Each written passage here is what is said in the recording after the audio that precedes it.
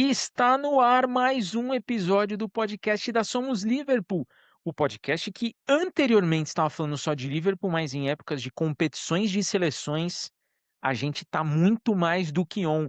Voltamos aqui depois de um período que aconteceu tudo junto, né? 16 avos de final, oitavas de final, quartas de final e chegamos às semifinais, mas nós não poderíamos de deixar de dar os nossos pitacos por aqui porque a coisa foi complicada. Vamos falar muito do que foram essas quartas de final, vamos falar sim do Brasil, porque não dá para deixar passar o que foi a seleção brasileira, mas vale trazer um pouquinho do que de quem chegou nessas quartas de final, como chegou e o jogo que fez e dessas semis que vamos ser bem sinceros, nós cantamos essa bola aqui lá atrás no nosso bolão, a gente chegou nessas semifinais e prometem tudo. E eu vou trazer alguns componentes aí do que a gente pode enxergar e até trazer algumas coisas que a galera vai soltando na internet, porque vale a pena.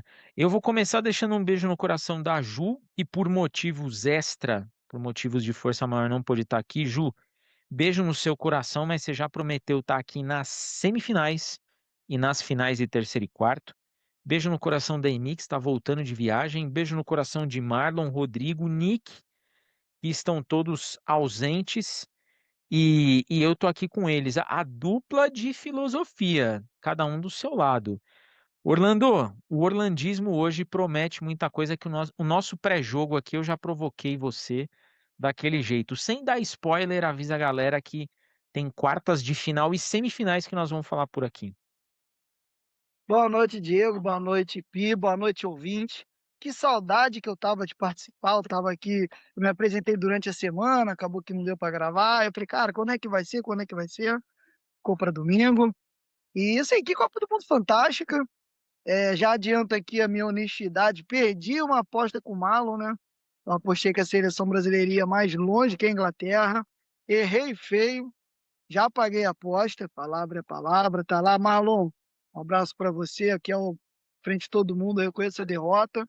E vamos falar dessas semifinais aí, independente de quem tá, se o Brasil classificou ou não classificou. A questão é futebol. A gente aqui é apaixonado por futebol acima de tudo. E assim, tem tudo para ser duas grandes batalhas, né? Do lado, a melhor seleção do momento, a França, que assim, tem tudo para ser uma seleção geracional, vai ser aquela turma que viu, olha, eu passei a gostar de futebol no tempo da França do Mbappé. Essa turma aí, contra a Espanha, que é o algoz da França atualmente, parece que onde a Espanha pega a França não toma, né? Não dá mole, sempre elimina, sempre passa, vamos ver se a França consegue agora. E do outro lado, um clássico mais do que antigo em Copa do Mundo. Argentina e Inglaterra, sim, é um clássico antiquíssimo, desde 66 pelo menos. Grandes jogos, pancadaria em 66, o jogo de 86 em que o Maradona faz o gol de mundo, dribla todo mundo, o jogo de 98 que vai para os pênaltis, o Beckham é expulso, 2002 que o Beckham faz aquele gol 4 anos depois e é uma das comemorações mais emblemáticas em Copa do Mundo, que ele extravasa na vitória da Inglaterra contra a Argentina. Então, puta clássico, assim, não deixa nada a desejar para uma semifinal de Copa do Mundo. Uma primeira fala um pouco longa, mas é que eu estou muito animado. Vamos lá para esse Copa do Mundo aí, cara. Pô, dá até dor no coração de pensar que tá acabando. E detalhe que esse jogo de 2002 foi o jogo que eliminou a Argentina do Bielsa, com uma série de erros ali do Bielsa, que foi demitido do Uruguai. Quem assume a seleção uruguaia é Diego Forlán, que era técnico do Sub-20, já está fechado. Mas esse embate aí promete. Um embate que vai além dos gramados. Pi, vou fechar as apresentações contigo. Seja bem-vindo demais. O nosso pré-jogo é sempre muito aquecido aqui, você percebeu, né? Com certeza. Bom dia, boa tarde, boa noite, boa madrugada. Abraço, Diego, abraço, Orlando. É sempre bem aquecido. E, nossa, o Orlando falou tudo. Essa Copa tem mais jogo muito bom do que jogo ruim. Eu vou ser bem sincero com você, que eu já vi bastante coisa. Olha, jogo ruim mesmo, dá para contar nos dedos. O jogo é muito bom. Essas semifinais estão históricas. Esse Argentina e Inglaterra. Podia ser o Brasil e a Argentina? Podia, era o que eu queria? Era. Mas Vamos ver a Inglaterra. Desde 90 não é uma semifinal com 4 campeões do mundo, isso aí também é uma coisa boa de pontuar. Então vai ser muito interessante, muito interessante. E eu, obviamente, estava torcendo para algum time que não tinha nenhuma Copa, foi torcendo para um cai, torce para outro cai, torce para outro cai, agora vamos ver o que que vai sobrar. Mas essa Copa realmente, com 48 seleções, ela rolou, ela deu certo, muito certo, eu gostei para caramba, né. Foi muito boa a Copa, muito jogo bom, muitas viradas, jogo em sério, time da Argentina mesmo, você vê que todos os jogos da Argentina do mata-mata foi foi foi garra, né, foi jogo bom, mas como o Orlando falou, dá dó que tá acabando. Eu também, semana que vem acabou, aí já era. Vamos curtir esses últimos jogos aí, vai ser coisa boa. Essas semifinais realmente, se fosse desenhado, quem fez o roteiro tá de parabéns, foi muito bom. Eu confesso que no começo todo mundo tinha um pouco o nariz torcendo ali para, pô, 48 seleções, o que vai ter de jogo ruim, seleção ruim e tudo mais. Tivemos pouquíssimos jogos ruins, muito poucos jogos ruins. A maioria jogos muito pegados e jogos que entregaram entretenimento. O Pi bem falou da Argentina. Quem não torceu para Cabo Verde contra a Argentina naquele placar bailarino maluco? Todo mundo torceu para Cabo Verde contra o Uruguai. Todo mundo olhou e falou assim: cara, primeira Copa dos caras, os caras já avançaram de fase. Com 3 empates, é verdade, mas avançaram de fase. E para eles é muita coisa, é um começo. Óbvio que assim, né? Uma Copa com 48 seleções, a segunda, saiu a notícia hoje, a FIFA vai discutir a próxima Copa por ser do centenário, com 64 seleções, com um possível retorno para 48 na Copa de 2034. Eu acho que a galera tá se empolgando um pouco aí. Mas assim, 48 já foi muito bom, porque a seleção rap tem essa questão que vai falando mais alto. Fala aí, Orlando. Só uma coisa, assim, só para separar as coisas aqui. A Copa 48 seleções foi muito criticada, porque muita gente falou: "Nossa, vai cair o nível, vai ter muito jogo ruim", e não teve. E aí eu concordo muito com o Pi, com você nessa, isso não interferiu na qualidade do jogo. Foi até legal que nós conhecemos seleções novas que nós não estávamos habituados e que performaram. Fizeram grandes jogos, isso é legalíssimo. Mas ainda eu sou contra esse número quebrado, tá. Eu acho que esse negócio de classificar 8 de 10 de 12 terceiros colocados, desvaloriza muito a primeira fase, então você acaba tirando um pouco de tensão, poderia ser maior, sabe. Esse negócio: vai classificar o pô, teve gente que classificou com 3 pontos, sei lá. Eu acho assim, aí entra a minha opinião, se é para fazer 48, faz 64. Que aí classifica 2 por grupo e não tem essa discussão, porque, por exemplo, teve gente que classificou em primeiro, pegou o segundo de um grupo, teve gente que classificou, pegou o terceiro.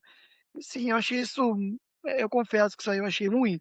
Mas em relação à qualidade dos jogos, à apresentação das seleções que nunca jogaram, deu certo. Todo mundo jogou direitinho, todo mundo representou. Só esse número quebrado, 48 para, enfim, acho que eles poderiam melhorar isso aí. E aí, nesse caso, já que botou 48, vai para 64 e fecha também, né. E não vai mudar a quantidade de jogos, né, porque não vai ter os terceiros, vai continuar, só vai ter a maioria de grupos, mas vai classificar os 2 primeiros, né, essa é a diferença. Isso aí. Classifica os 2 primeiros, é isso que é a minha ideia, que eu acho mais legítimo. Eu concordo com isso daí, Orlando, até porque na última rodada rolou aquela coisa. Não teve tanto jogo de camaradagem, mas teve o time falando assim: eu não preciso de muita coisa porque eu já tô aqui entre os terceiros, então beleza. É, é só é só protocolar. E isso daí eu acho que perde um pouco. Acho que a última rodada da fase de grupos é a rodada legal. Porque todo mundo quer ganhar, porque assim, envolve ser o segundo, envolver ser o terceiro. Só quem viveu o drama mesmo foi a seleção do Irã, porque até o último minuto estava classificada em último de terceiro e acabou caindo fora, e voltou para casa mais cedo e teve toda aquela fala do capitão do Irã e tudo mais. Dito isso, jogos de oitavas de final, o Canadá perdeu para o Marrocos 3-0, o Paraguai perdeu da França 1-0, o Brasil eliminado pela Noruega 2-1, México 2, Inglaterra a Three Lions 3, Portugal 0, Espanha 1, clássico ibérico, Estados Unidos 1, Bélgica 4. todo cidadão de bem torceu para a Bélgica nesse jogo. E o Maurício Pochettino, que podia ter saído por cima, falado: Balogun, não vou escalar você. Você tá liberado, tudo mais, mas assim, vou evitar o problema. Ele peitou os deuses do futebol que foram lá e falaram assim: o seu tá guardado. 4 de uma Bélgica que só serviu nessa Copa para fazer nossa alegria, tirando os americanos. Argentina 3, Egito 2, num jogo fantástico que confesso para vocês que eu chorei junto com o Mohamed Salah. Como eu gosto do Salah e ver ele triste, parece que estão fazendo mal a mim. E a Suíça, que fez o favor de eliminar a Colômbia nos pênaltis, os colombianos, pelo amor de Deus, gente, treina pênalti, né? Pô, vai pegar uma seleção que não faz gol e que também não toma. Pô, tem 3 Copas que a Suíça é isso aí, só empate, empate, empate, empate, e vocês não aprenderam ainda. E aí vamos falar das quartas de final. França e Marrocos, Espanha e Bélgica, Noruega e Inglaterra, Argentina e Suíça, que foi o jogo da noite, o jogo para encerrar o dia. O Orlando, eu vou começar contigo falando desse jogo da França e Marrocos. Alguns jogadores do Marrocos, de origem francesa, retornando, né, naquela diáspora, retornando para suas nações e jogando pelo Marrocos. Uma parada bem legal de ver, mas o time da França mostrando o porquê tem essa condição de favorito. O time jogou de uma maneira muito consciente, o Mbappé, essa Copa, Mbappé, Messi, o Harry Kane e o Jude Bellingham, parece que tá fácil de fazer gol, porque esses caras estão todos assim, toda rodada, gol, gol, gol, gol, gol, gol, gol, e os times jogando pra frente. Até depois é uma crítica, a hora que a gente for falar do jogo do Brasil, que eu vou fazer.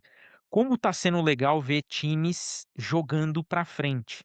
E como a gente tá vendo times como o Paraguai, que fez jogo contra a Alemanha e a França e se enfiou inteiro lá atrás, como a gente fala, pô, ainda bem que saiu, porque não é legal ver um time desse avançando, avançando, avançando.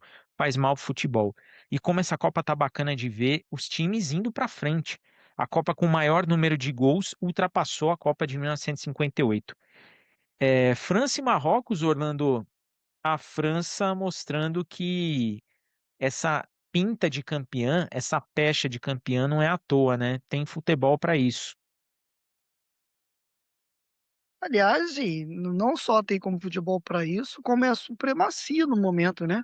Supremacia pelo menos dentro de campo em atuações.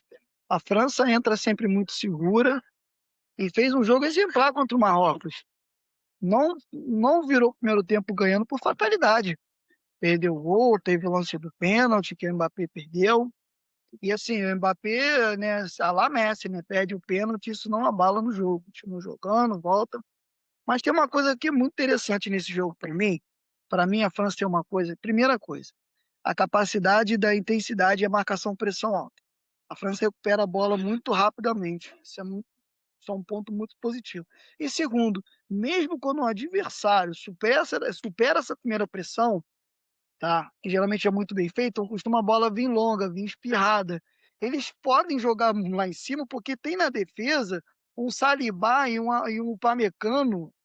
E cara, monstro, o Upamecano então, meu irmão, quando você pensa assim, pô, a França tá lá em cima, tudo no campo de ataque, os defensores da França estão aqui depois do meio de campo, no campo de ataque. O time adversário consegue uma escapada, pô, vai ter um contra-ataque, o Upamecano pega. Quer dizer, você pode jogar lá em cima que o seu zagueiro garante se passar da marcação-pressão, que não é fácil, que não é fácil. Passou da marcação-pressão, o Upamecano garante. Isso é um absurdo, cara. Assim, assim, o time da França tem uma quantidade de valências que assim, faz o time mais completo da Copa. Precisar de chute fora da área tem. Precisar de drible tem. Precisar de passe em profundidade tem. Precisa de bom defensor que garante tem. Meu irmão, assim, o Olise, o que ele tá fazendo, jogando por dentro, vem sempre por dentro e acha um passe no meio da defesa para o Mbappé, que já sabe que o passe vai ali. E a gente pensou, né? Eu mesmo falei assim: olha, contra qualquer um, a França é favorita, mas o Marrocos tem alguma chance. E a França calou minha boca, não deu a menor chance. Controlou o jogo todo. Marrocos que coloca medo em muita seleção aí, porque o time de Marrocos é bom. Contra a França, coitado, não por demérito, mas por mérito da França. Porque tem gente que fala, o Marrocos não jogou, o Marrocos abriu mão, não, meu amigo. A França que não deixa jogar. A França que não deixa jogar. Você tem uma turma no ataque ali, o Mbappé, o Dembélé, o Doué, o Olise. Essa galera recupera a bola muito rápido, irmão. E quando ela passa ali, ela tem garantia na defesa. O Pamecano, principalmente fazendo a cobertura do contra-ataque, não dá a menor chance. E é isso. Foi um jogo que deveria ser difícil. A França fez ficar fácil. Mérito para a França. Marrocos fez uma boa campanha, deu azar de cruzar com a seleção francesa, senão poderia ter chegado até umas semifinais, mas cruzou com a seleção francesa, já era. Foi embora. A França fez parecer fácil, colocou no bolso, e quando ela acelera, é assim, conduz o jogo. Tá com a bola quietinha ali, o jogo tá lento. Vamos fazer um gol, pum, acelera 1-0. Segura mais um, acelera 2-0. Assim, uma coisa absurda. E o Mbappé, irmão, jogando uma barbaridade que esse maluco tá jogando, irmão. É assim, vou falar uma coisa aqui, espero que a galera entenda que não é uma. Não, em Copa do Mundo, o Mbappé tá caminhando para ser o maior jogador da história de todas as Copas. E ele vai ser o maior artilheiro. Se bobear, ele vai ser. Se tem chance de ser o maior campeão, porque já ganhou uma, chegou outra final, tá para chegar mais uma, e joga pelo menos duas Copas. Então tem que tomar cuidado. O Mbappé, ele. Ainda não estou colocando como os maiores da história, não é isso, mas nem na competição Copa do Mundo, falou Copa do Mundo, lembra-se Mbappé. Cara, o que ele faz nessa competição é um absurdo. E assim, tá caminhando, mantendo esse aproveitamento. Ele vai ser o maior jogador da história das Copas do Mundo. Isso ninguém pega. Orlando, eu vou continuar com você antes de passar para o Pi. Um comparativo que eu pensei desse jogo da França e do Marrocos. Porque o jogo Brasil e Marrocos, o Marrocos foi para cima a todo momento. O Marrocos não teve medo de ir para cima do Brasil, abriu o placar, tomou o empate e flertou com a vitória. Nesse jogo contra a França, o Marrocos mostrou um respeito que eu parei assim, eu falei, pô, os caras estão respeitando mais a França, que tem dois títulos e vem de duas finais aí, é, do que respeitaram o Brasil.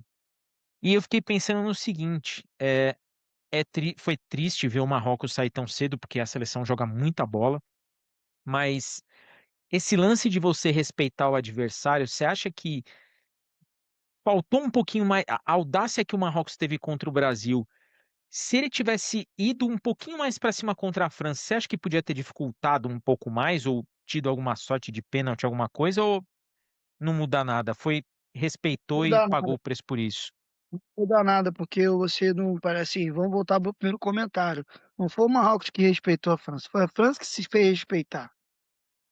A França que se faz respeitar. Não é que tanto é que o Marrocos conseguiu algumas escapadas ali, mas as poucas escapadas que você conseguiu, o Pamecano amassava. Como é que eu não começava? E aí, meu irmão, você vai perdendo a confiança. Pô, na hora que você contra-ataca, eu vou ter campo. Eu tenho um zagueiro lá, um gigante, super rápido. A França se fez respeitar, tá? Não acredito que o Marcos olhou para a França e até porque esse time essa seleção atual do Marcos é abusada. Pegou Portugal na Copa passada, foi para cima, pegou a Espanha, foi para cima. E quanto a França na semifinal de 22 também ofereceu resistência. Só que a seleção francesa é uma coisa absurda hoje. E aí, o fato do Marrocos ter dominado boa parte do jogo contra o Brasil e ter flertado com a vitória, como você bem disse, e é uma realidade, mostra com anos-luz a França está à nossa frente, atualmente. Por mais que a França está anos-luz na nossa frente, não tem comparação. Tá? Hoje, se uma França pega o Brasil jogando sério no atual momento, é três para cima. Se tudo estiver dando certo para esses encaixes do jogo, essa é a realidade do momento. Então, só para encerrar, não é que o Marrocos respeitou, para o ouvinte deixa ficar bem aqui cravado no coraçãozinho do ouvinte. A França se faz ser respeitada. E aí o Brasil também é o inverso, tá? Já que você falou de Brasil, para o Brasil se desrespeita. Isso aí também precisa ser dito. E um detalhe interessante, e agora eu vou passar para o Pi, nas seleções de base, sub-20, 17, 15 e 13, quem tem dominado essas seleções, esses pódios, por incrível que pareça, é a seleção italiana. E eu vi uma entrevista agora do recém-possado Paulo Maldini lá na Itália, em que ele falou que a Itália precisa aprender com a França a não se pautar em vencer torneios de base, mas em formar jogadores para que a seleção principal possa ter jogadores que vieram da base. E assim, é muito nítido. A França não está preocupada em ganhar o sub-15, o sub-17. Ela quer formar esses jogadores. Manda aí, Orlando. Então, para completar, eu gosto de futebol de base. Eu lembro que em 18, 19, 20, a seleção inglesa vinha muito bem na base. Eu lembro que eu vi o Foden na base, eu vi o Brewster na base, acabou não virando, mas eu lembro que na base ele era muito bom jogador. E isso vem valendo para a seleção inglesa, tá? E se fala a seleção inglesa vem chegando em semifinais, finais de Eurocopa, também não é por acaso não, vem tendo um trabalhozinho assim, se você no momento não vem dominando, mas foram alguns anos ali de uma base forte ali investindo em jogadores jovens para que eles e assim, tentando criar uma identidade, né? Isso é legal, isso é legal. Só para completar, mas a seleção inglesa fez esse processo também. Tem coisa que não é o acaso, né? Tem coisa que você olha e fala assim, não foi só uma sorte. Ô, Pi, agora eu vou contigo, porque Espanha e Bélgica foi um jogão. Até o apagar das luzes teve jogo, mas uma luz amarela, porque essa Espanha fez poucos jogos bons, espera-se um pouco mais do Yamal, e o time da Espanha venceu ali.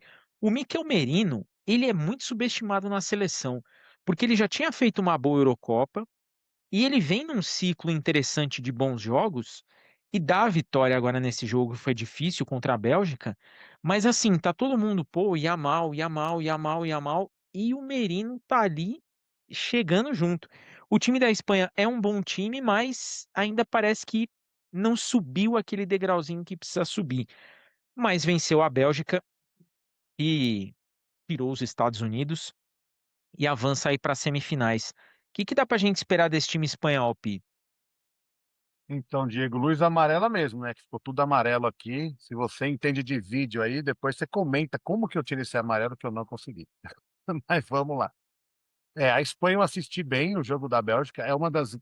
Eu acho, eu vou te falar que aqui eu mais torço hoje, agora, nessas quatro, é a Espanha, tá? Eu sei que vocês todos gostam da Inglaterra, é a queridinha, mas eu, pela minha dupla cidadania, inclusive, eu tenho que ser espanhol. Mas torci para a Bélgica contra a Espanha, porque eu queria que um campeão inédito fosse esse ano, porque agora tá os quatro que tá lá, todos foram campeões. Então, eu queria que fosse um campeão inédito, não vai ser o caso. E o menos inédito ou é a Espanha ou é a Inglaterra, né? Que só tem uma cada um.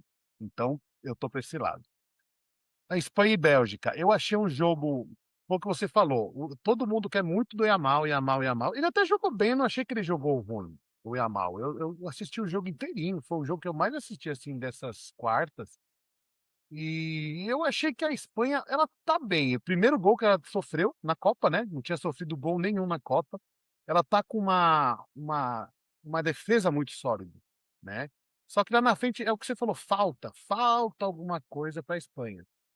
Mas eu acho que, olha, eu vou te falar, eu acho que esse jogo contra a França, não sei não, que para mim a França não pegou ninguém até agora. Eu vou ser bem sincero. Entendeu? Pegou Marrocos, que deu um trabalhinho para o Brasil, mas eu acho que agora que, para mim, a França começa agora.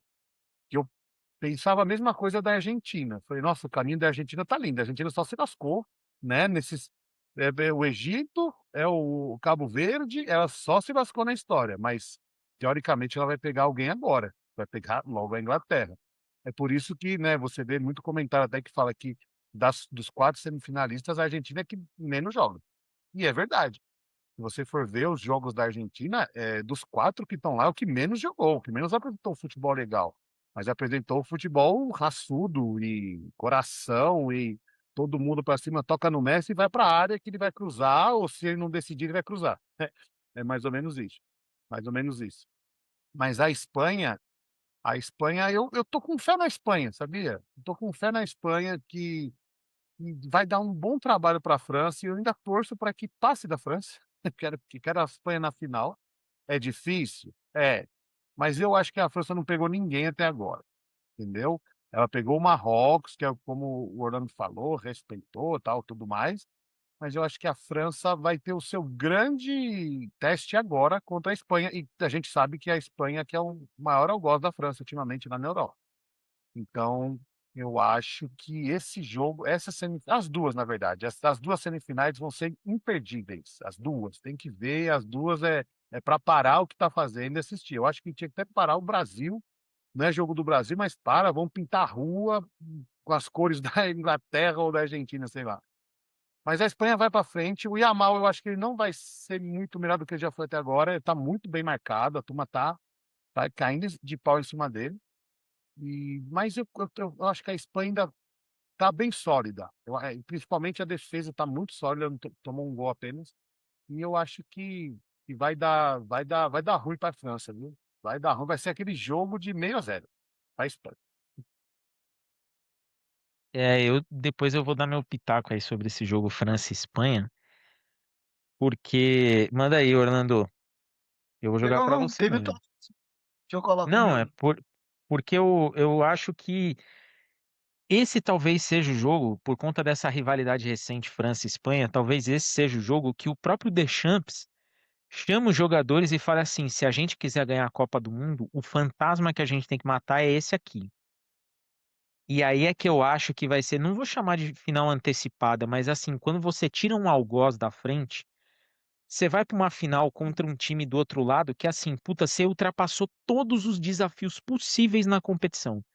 Você teve que se superar, você pegou retranca, você pegou um time mais acessível e você pegou o seu algoz. Então, assim, você chega numa final preparado para qualquer cenário. E eu acho que aí é onde o fator do campeão ele aparece. Eu acho que vai ser um jogo muito difícil mesmo. Acho que se encaixotarem o Yamal deu ruim para a Espanha. Eu acho que esse jogo para a Espanha, a saída dela é usar a velocidade do Yamal, tentar aproveitar o pouco espaço que as linhas da França vão dar durante o jogo. Agora, se o Yamal ficar encaixotado, sinto muito o Oyarzabal, dali do meio você não vai sair. E aí eu acho que vai ser bem complicado. Mas manda aí, Orlando. Então, perfeito, concordo com você. O jogo da Espanha, cara, só pra passar aqui, a galera fala, pô, futebol da Espanha é uma merda, não sei o que. Não, cara, ele é chato, mas ele é eficiente. Essa é a diferença, porque ele não está preocupado em fazer placar elástico e fazer muito além do necessário. Ele fica muito com a bola. Um dos conceitos de final de defesa atualmente é ficar com a bola. Se eu ficar com a bola, não tomo gol. Eu dou passo pro lado aqui, faço jogo chato, mas não tomo gol. E a gente confunde um pouco isso, sim. Quando digo a gente, a galera em geral, né, fala: ah, o jogo não confia nesse futebol, não, é que o time espanhol, ele é incrível, ele é chato, mas ele é eficiente de ver jogando atualmente. E uma pincelada aqui na Argentina, que o Pi falou, eu ia comentar isso, eu concordo muito com ele. A Argentina vem assim, de uma fase de mata-mata, assim, mais para morrer do que para matar. A gente teve para morrer 2 vezes, tá? E com adversários, em teoria, muito inferiores. E aqui eu não estou colocando a qualidade da Argentina em xeque. Estou colocando a disciplina e a atenção no jogo. Contra o Cabo Verde, foi desatenta, foi displicente, teve que ir para a prorrogação. Contra o Egito, foi desatenta, foi displicente, teve que virar faltando 15, 20 minutos no desespero. Precisa ser assim. E aí você fala assim, vamos brincar. Não, para o torcedor é incrível. Tem um time que lá corre para virar um 3-2 contra Cabo Verde que passa a maior dificuldade e tal. Mas para o treinador argentino, quem está trabalhando, ele falou, cara, a gente não é para passar isso. O que está acontecendo? É soberba? E aí, se você tiver um momento de desatenção desse contra uma Inglaterra, por exemplo, você não vira 2-0, não, irmão. Se a Inglaterra abre um 2-0, você não vira. Você tá entendendo? Então, assim, é muito emocionante. Talvez tenha sido a trajetória mais emocionante da Copa. Cabo Verde e Argentina foi fantástico, o Egito e a Argentina foi fantástico. Mas do ponto de vista técnico, tático, futebolístico, a Argentina tem feito uma fase, assim, decepcionante até então, vem passando no limite do limite, sempre não consegue. Ó, contra o Suíça ontem, quando a Suíça empata o jogo, parecia que ia virar. Aí o embolou fazer aquela besteira lá, é expulso. Quer dizer, são 3 jogos que a gente sofre de verdade com a eliminação, tá. E aí todos esses 3 a galera fala assim: "Ah, o caminho da Argentina foi muito fácil, não sei o quê", mas aí tem incompetência dos outros, Portugal foi incompetente, não terminar o primeiro grupo do grupo dele, a Colômbia foi incompetente porque pegou a Suíça. A Colômbia tem uns futebol, assim, talvez, assim, tá no nível do futebol jogado dos mais legais da Copa. Ofensivo, muita triangulação, muita muita intensidade, muita força física, técnica, mas totalmente ineficiente na hora de fazer o gol. Amassou a Suíça uma parte do jogo, mas não consegue fazer o gol. Ninguém ali assume a responsabilidade, aí não adianta, irmão. Colômbia, ela entrou naquela coisa que a gente tem da Colômbia de tempos em tempos, jogou como um que perdeu como sempre. Foi esse ano, foi assim. 2014, a Colômbia foi sensação também. Jogou pra caramba, tira o Uruguai nas oitavas, passando o carro. Pega o Brasil secovado contra um Brasil que era ruim. Contra o Brasil que era, tinha a Colômbia tinha condições de passar aquele Brasil, pega, você é covarde. Aí você pega a Colômbia nos anos 90 lá, acho que 94, também futebol incrível, aquela coisa sai de bobeira também, com o Guita lá e perdendo bola lá na saída então a Colômbia tá assim, ela precisa dar esse passo para melhorar. A Colômbia joga como nunca, perde como sempre, joga bem, tem grandes jogadores, muito ofensivo, mas não desenvolve. Contra a Suíça, cara, para mim, foi uma grande decepção. Tá, aquele gol que o Campanha pede na prorrogação, sai de cara, irmão. Coloca lá pra cima, ali eu já imaginei, falei: "Ih, azedou, azedou", tá. Então a Argentina era pra ter pego adversários mais qualificados, só que infelizmente eles não foram competentes. E esses adversários que nós consideramos menos qualificados por conta do ranking, dos times e tal, deram trabalho pra Argentina. A Argentina não vem feito uma boa Copa. O Messi ele tá carregando as costas, isso é fantástico, ninguém pode menosprezar isso. Mas a Argentina, aí o Pi falou uma coisa que é verdade, a prova mesmo, a prova real é contra a Inglaterra. Porque se a Argentina fizer alguma coisa semelhante contra Cabo Verde, contra a Suíça, contra a Inglaterra, no Egito, no jogo contra a Inglaterra, vai tomar. A seleção inglesa não é. Entendeu? Ah, a seleção inglesa das grandes é a que mais amarela, verdade, mas é uma grande seleção. E aí, no fato dela ter histórico de amarelar, não quer dizer que ela não tem capacidade de eliminar uma Argentina. Então, eu queria só dar assim, esse rabisco aí, para poder a gente seguir o assunto. Ah, e que em relação a crescimento na Copa, Diego, uma seleção que vem crescendo, que eu tenho achado legal, é a seleção inglesa. Assim, com umas falhas, você pega o jogo no Azteca, lá em cima, lá na altitude, é muito difícil para o europeu. Vai lá e vence aquela batalha. E a Inglaterra tem tido uma coisa bacana que ela alterna. Em alguns momentos ela domina tecnicamente, taticamente, e outros que ela está sendo dominada, ela ganha na raça. Então ela tem conseguido apresentar 2 facetas nessa Copa. Mas vamos lá seguir o episódio aí que tem muita coisa para falar. Fernando, time entrosado é outra coisa, porque eu vou jogar para você essa questão da Inglaterra. E eu já vou aproveitar que vocês falaram da Argentina. É, pô, fiquei muito triste com o Salah ali chorando e tudo mais. Vamos combinar que assim, o Egito, o Hassan ali, ele pode reclamar o que ele quiser, mas assim, meu amigo, você tá ganhando de 2-0. Em 15 minutos você dá a refugada que você deu. Você desculpa, mas assim, não adianta falar o árbitro, porque aquele lance, não sei o quê.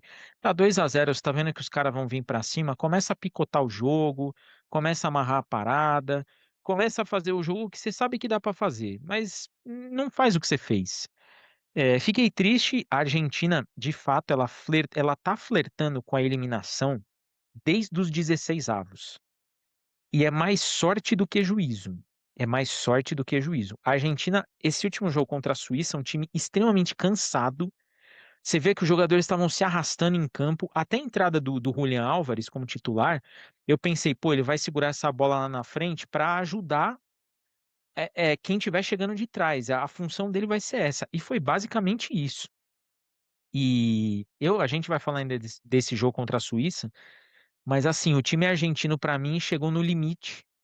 Vai fazer todos os jogos da Copa agora, porque semifinal, se você não tá na final, você vai disputar terceiro ou quarto.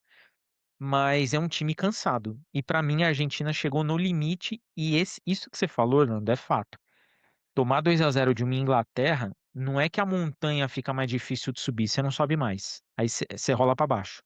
É esperar o apito final, porque esse time inglês, outra coisa que você falou certeira, pra mim é o time que mais está crescendo na competição e tá aprendendo durante o jogo a lidar com as adversidades que o adversário coloca ali.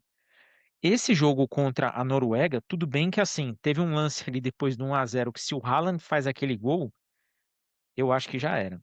Mas não fez, e eu não vou falar do se, não vou falar assim, mas se, não.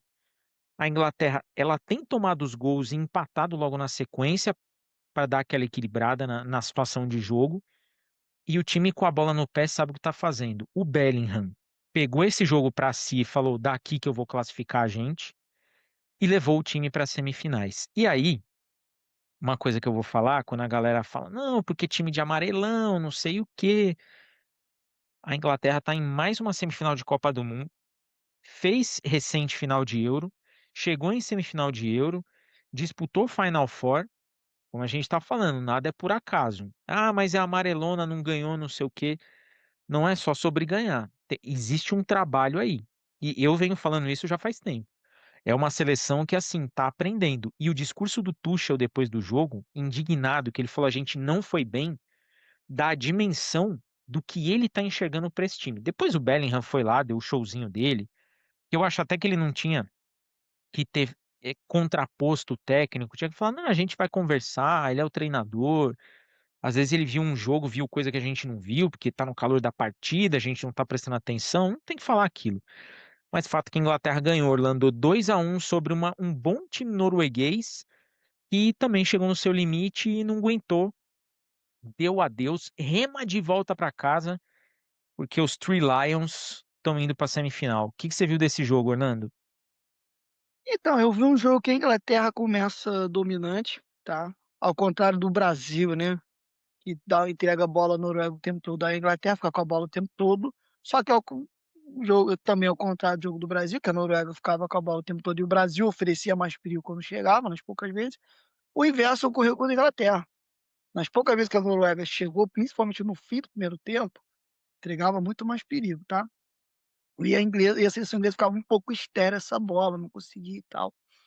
No segundo tempo, veio uma solução norueguesa já tenta ter um pouco mais de controle, embora a Inglaterra ainda seja melhor, dá mais espaço, aí ela encontra o seu gol, né? A Noruega faz o seu gol com aquela bola. Agora não lembro se foi no primeiro ou no segundo. Acho que foi no segundo tempo, né, Diego? O primeiro gol da Noruega. Me fugiu a memória. Mas enfim. A Noruega faz 1-0, tá? Isso, foi no Primeiro primeiro tempo. tempo, shoulder up. Ia Me cruzar, desculpa. entrou no gol. Foi. A Noruega faz o primeiro tempo, a Inglaterra empata do primeiro tempo ainda, tá? A questão do segundo tempo ali, o jogo fica aberto. E tem um momento do jogo que a Noruega faz aquele 2-1 que o Haaland fez falta no Anderson, tá? Não tem discussão. Ele, antes da bola chegar, ele já estava empurrando o marcador para tirar da jogada e tal.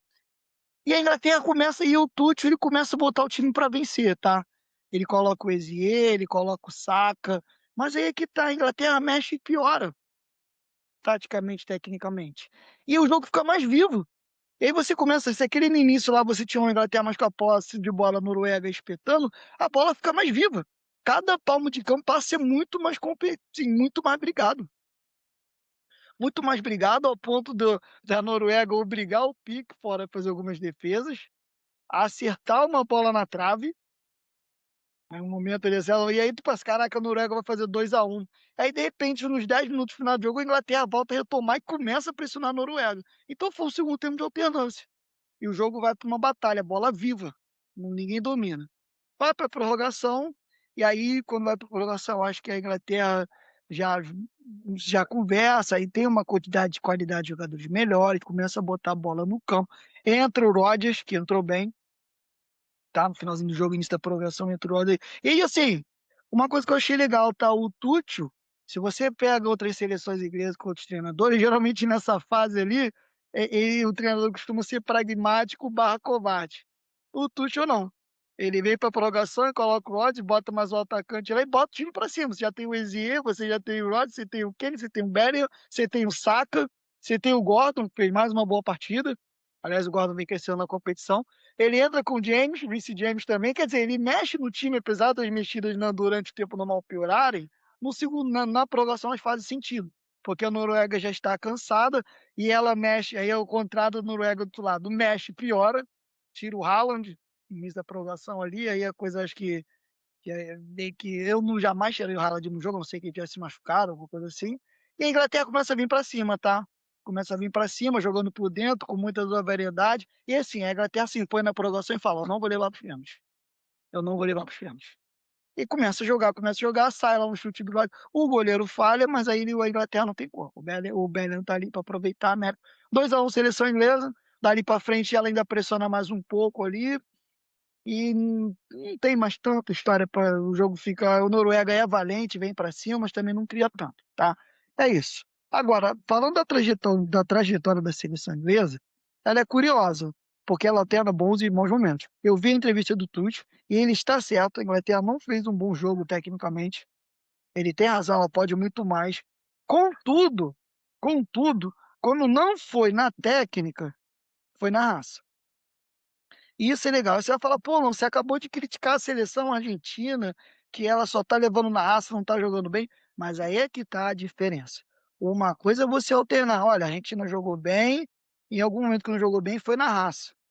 Aí tudo bem, não foi o caso, a Argentina vem jogando mal e tá indo na raça.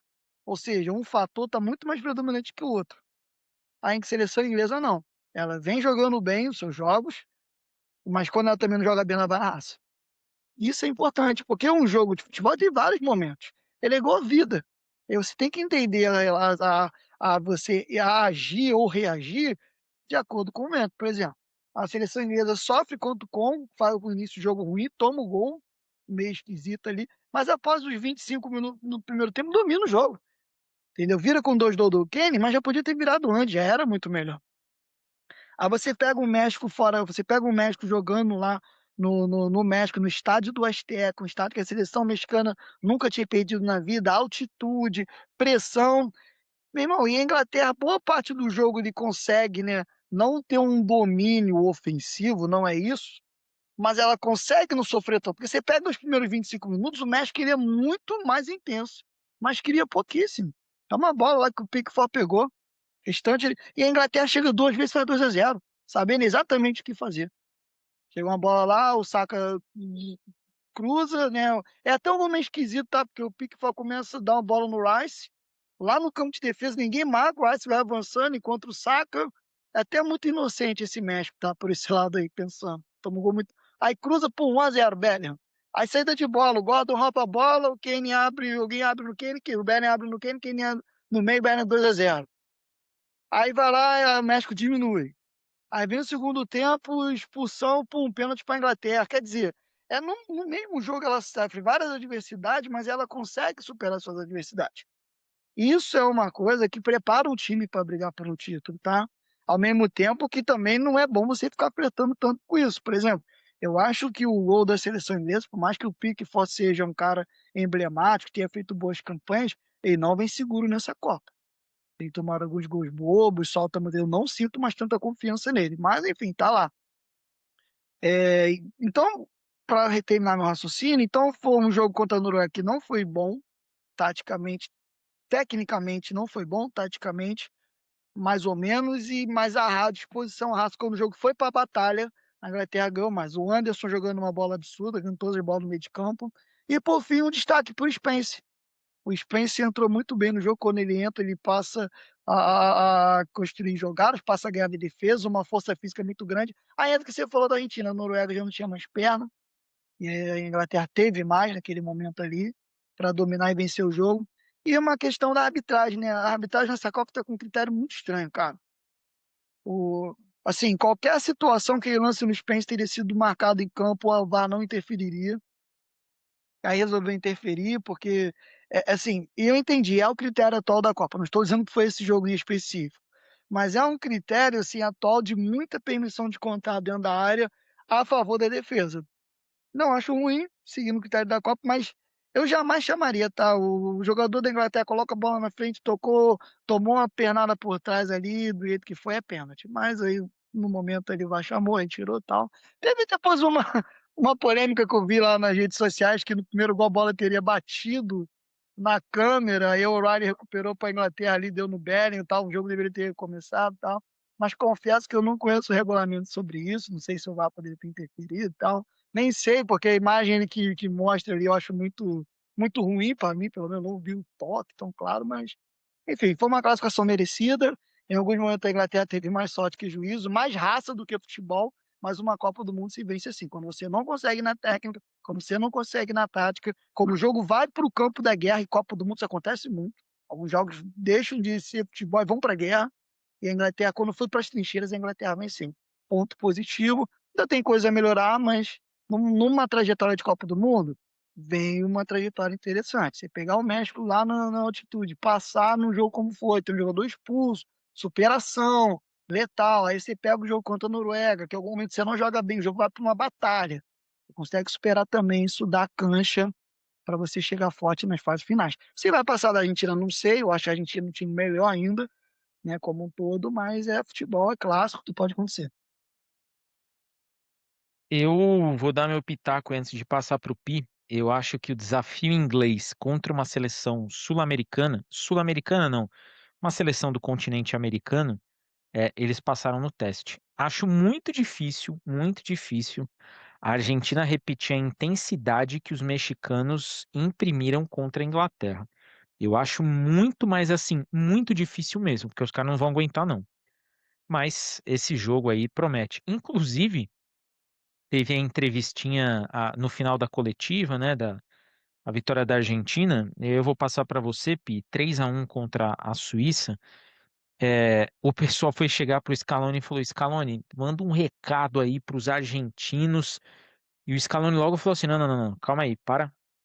Que recado? É um jogo só. É só uma partida de futebol. Porque os caras já estão reavivando aquela coisa e vamos ser sinceros. 86 só teve um. Não vai acontecer de novo. O Maradona, infelizmente, já se foi. E Maradona só teve um na história. Mas o. E assim, aí eu acho que o Scaloni peca um pouquinho por ser meio bananinha nesse sentido. Muito woke, como estava falando eu e Orlando antes aqui de começar a gravar. Acho até que ele podia mandar um recado, mas assim, deixa claro, pô, é só um jogo e tal, mas assim, pessoal, não vamos esquecer, hein? O Pi, a Argentina suou para vencer a Suíça, precisou ali de um overtime, um extra time, passou, mas assim, né? É aquele nota de corte 6. Quando você tinha 5,9, fez um trabalho e fechou com 6,1 e foi. Essa Argentina tá no limite do seu ponto físico aí? Ou você acha que o Messi vem para um hack em final e vai derrubar os ingleses? Para mim, para derrubar os ingleses, só se o Messi vier, entendeu? O Orlando estava falando, né, que a Inglaterra vem na raça, quando começa a perder a mão, vamos falar assim. Se você for pôr isso na balança, lascou, porque a Argentina ela vem com raços, né, os mata inteiro, né? Ela não vem, ela tá jogando só na raça. A Argentina tá muito sul-americano mesmo, essa Argentina. Não tem nada assim. Você vê um time meio apático, toma uns gol besta, né? Mas eu ainda acho que essa Argentina vai passar da Inglaterra. Eu não sei. Eu sou meio bairrista também, né? Eu queria. Só tem 3 europeus, gente. Vamos deixar a Argentina ir para a final. Não querendo, né? Mas vamos deixar a Argentina. Eu prefiro a Argentina do que a Inglaterra, né? Aí eu sou contra. Eu sei que o Orlando tá até com a camisa da Inglaterra aí. Eu já entendi o recado. Mas eu acho que se for depender de raça, igual o Orlando estava falando assim, a Inglaterra vai e depois na raça consegue, eu acho que aí a gente não vai competir com raça com a Argentina, que aí, né, todos os jogos, desde das 16 avos, a Argentina foi capengando e toca no Messi, o Messi pega sei lá de onde vem, e o terceiro gol contra a Suíça lá, pelo amor de Deus, do 9 deles lá, que foi o toque do Flaco, não foi o Flaco que deu pra ele a bola, não foi? Pelo amor de Deus. Flaco Lopes, isso aí. Cara, que gol é aquele? Acha umas coisas, engraçado, é coisa que acontece só com a Argentina e no Brasil nunca vai acontecer, agora fazendo um paralelo, né. Pô, o Brasil não deu um chute de fora da área a Copa inteira, acho, deu 2 foi muito, né. Mas eu acho que a Argentina com a raça vai pegar a Inglaterra, ela tá muito melhor organizada, mas eu não acho a Inglaterra, assim, eu não acompanhei muito a Inglaterra, tá, eu vi alguma coisa. Eu acho um time meio não acho um time muito rápido, sabe, eu acho meio lento, não sei se é impressão minha, o Kane eu não acho ele tão rápido. Eu vejo a bola chega nele, eu acho que ele falta um pouco de velocidade para ele, né. Não sei se isso é a impressão que eu tenho, mas eu não acho a Inglaterra um time tão assim, eu acho que vai ser um jogo bem, assim, bem lento, vamos falar assim, porque o Messi, a turma fala: "Ah, o Messi não corre", o Messi, cara, quando ele pega pra correr, ele corre na hora certa, eu só acho isso. Ele corre na hora certa, a bola vem pra ele, ele consegue correr, tirar 2, 3 e cruza e mete gol, né. Mas raça por raça, eu ainda acho que a Argentina, ela vai longe, mesmo apresentando um futebol bem modorrento, bem só na raça, toca no Messi, e você vê a Argentina é torta, né. Alguém pega a bola, todo mundo olha para o Messi. Não interessa, cadê o Messi? Ninguém, né. Ninguém, não tem outra coisa. Ó, pega a bola, cadê o Messi? Toca no Messi. Então ela sempre pende para o lado esquerdo, né. Não tem, no caso, o lado direito, né, do Messi. Vai todo mundo correndo atrás dele. E é a Messi dependência. Se a Argentina, se não tem o Messi, não tinha passado, como acho que eu já até comentei aqui, não tinha passado da primeira fase. Não, é só o Messi. Ele é extraterrestre, ele vem de outro mundo, é alguma coisa, sei lá. Ele tira os coelhos da cartola que só ele tira. E eu ainda acho que da Argentina contra a Inglaterra. Eu acho e torço, eu já vou até além. Não só acho como estou torcendo para. Eu sei que eu sou voto vencido aqui no Somos Liverpool, mas então vai dar Argentina. E o Messi vai, na raça argentina, vai conseguir fazer alguma coisa lá. É o que está vindo. Porque eu acho que, assim, já veio até aqui, agora é a hora, entendeu? Porque se você for analisar bonitinho, a Argentina não, contra Cabo Verde era para ter caído, né. Aí vai contra o Egito, em 15 minutos, vão fazer 3 gols, 15, 20 minutos, cara, se isso aí não é sorte de campeão, não sei o que é, de verdade. Não, porque se você for pôr na ponta do lápis, já era para ter ido embora. Não, é impossível isso. E a França, agora só vendo do outro lado, para mim a França, como já dito, vai pegar alguém agora, e vai pegar justamente o fantasma dela. Então, até o Diego comentou, se ela passar do fantasma, ela vem forte. Acho que qualquer uma das 2 que passar, vem aí a final vai ser outra pegada, mas elas vão, é o que todo mundo queria, né, no começo da Copa. Eu acho que agora, só voltando um pouco para essa Copa de 48 seleções, só para pincelar aqui, essa Copa teve tudo que a FIFA mais queria, na minha opinião. 48 seleções. Deu muita chance pra zebra, porque terceiros colocados, né, vai 2/3 dos terceiros colocados classificam, então classificou muita gente ruim, vamos falar a verdade. Só que, por ter uma fase a mais, ela deu menos chances desses mesmas zebras irem pra semifinal. Não tem jeito, não tem jeito. Ela pode chegar na 16, passou na oitava, dali você não passa, né. Então, por isso que eu acho que esse formato vai vingar. Como falou assim: "Ah, a próxima Copa 64", mas só vai aumentar a quantidade de time, não vai mudar, né, vai ser 16 avos, oitavas, mesma coisa.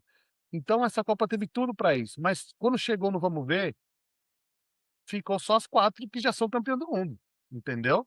Essa é uma questão que leva também, isso aí foi muito pensado. A FIFA acertou nisso, acho que não foi à toa. Deu uma fase a mais, beleza, mas não vai chegar uma Turquia, entendeu? Não vai chegar o Marrocos de novo, porque elas vão ficar, Não vai vai chegar o ficar, Paraguai. exatamente, ela fica antes, entendeu? Porque essas zebras para chegar mais para frente, elas dependem da sorte. Então, assim, um jogo a menos, beleza, tipo, ia começar nas oitavas, já para as quartas, chegou 16, passei, oitavas, quartas, aí não aguenta. Aí a camisa pesa. Vamos falar o que for, mas aí a camisa pesa.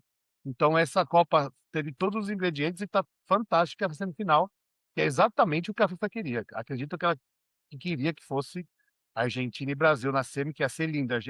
A América de um lado e Europa do outro, e a semifinal um de cada. Mas não deu, mas está lá, a Inglaterra representando. Então, né, essa Copa está fantástica nessa questão também. Ô Diegão, Esse Oi. você quer terminar? Eu falo depois. Tem um raciocínio sobre isso Não, aí. eu vou só fazer um parênteses aqui, e aí você faz o raciocínio, porque eu vou jogar um questionamento para você. Esse lance que o Pi falou, É muito verdade, e eu acho que ele, né, ele passou despercebido, porque a gente não tinha dimensão de quem passaria ali como terceiro e tudo mais, mas fez a gente até torcer para quem estava disposto a jogar, por isso que eu citei o Paraguai. O Paraguai contra a Alemanha deixou claro que a Alemanha estava ali estéril. Mas o Paraguai contra a França, todo mundo falou assim: "Cara, isso vai passar?". Tipo, eu fiquei pensando um momento, será que o Gustavo Alfaro acha que isso ganha uma Copa do Mundo? Que ele vai chegar muito mais longe fazendo isso daí? E de fato você não chega, porque você tem um 16avos, você bateu nas oitavas, morreu, acabou. Dali você não chega. E eu acho que só fica também para contar a história de que você foi para uma Copa do Mundo e passou de fase. Eu tô nos 16avos de final, passei Cabo Verde. Numa Copa com 64 seleções que passa primeiro e segundo, dificilmente você vai ter essas coisas aí. Mas fala aí, Orlando. Bom, primeiro que eu já acrescento mais um raciocínio, eu torci para o Paraguai, eu não sou tão romântico assim, eu quero que a França se dê mal, apesar da minha análise, tento ser imparcial, mas na torcida eu torci para o Paraguai, independente do de futebol, não. Enfim, em relação à Copa 48 seleções aí, tem uma questão interessante, que, assim, a gente vê seleções que cresceram ao longo da competição, seleções que nós deu trabalho, que incomodou, e aí entra o que o Pi disse, no fim das contas, a dimensão, né, o espaço entre as maiores e as menores diminuiu. Te imaginava que ia ter muita goleada, ia ter muito jogo barbada, muito jogo fácil, isso não aconteceu. A maioria dos jogos foram difíceis, mesmo para as grandes, contudo, apesar do distanciamento não ser, né, da distância não ser tão grande, você ter um nível de competição ali entre os menores e os menos favoritos contra os favoritos, ainda assim os favoritos prevaleceram. E aí você manteve uma tendência de Copa do Mundo. Se você pega aí essa semifinal de Copa, é a Eurocopa com o Sul-Americano se intrometendo. Geralmente é isso, tá? Você tem lá 3 europeus e um sul-americano, que é Brasil, Argentina, Uruguai uma vez a cada 30 anos. É mais ou menos essa a lógica aí da Copa do Mundo e se manteve. Então, se a gente conseguiu que diminuir a distância entre as seleções menores, hoje se aproximam um pouco mais das maiores, incomoda, não tomaram goleada na maioria dos jogos, incomodaram, mas ainda assim a Copa é das maiores. Isso ainda o futebol ainda tende a dar uma tendência. E segundo, é só para, assim, deixar claro, eu não disse que a Inglaterra vai passar da Argentina na raça. Eu enalteci, na verdade nem disse se ia passar ou não. Eu enalteci porque, assim, eu acho que fez uma Copa mais completa. A Inglaterra joga bola e como precisou brigar, né, ir para o jogo mais se manteve. Ela meio que parou os dois.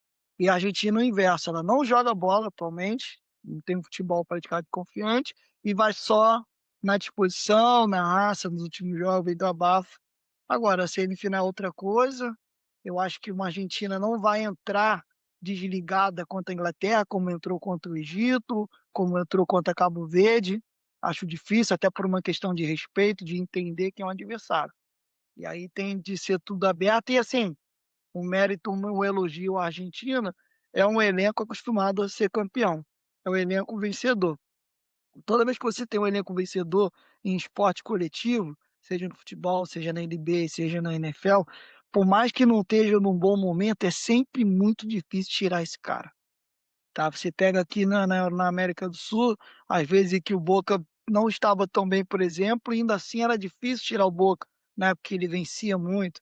Na época que o São Paulo também era protagonista, mesmo quando não estava tão bem, era difícil tirar o São Paulo, porque você está acostumado a vencer. Aquilo que a gente ainda fez contra o Egito, de virar 3-2 ali em 15, 20 minutos, é coisa de quem é acostumado a vencer. Quando você é acostumado a vencer, você não quer perder.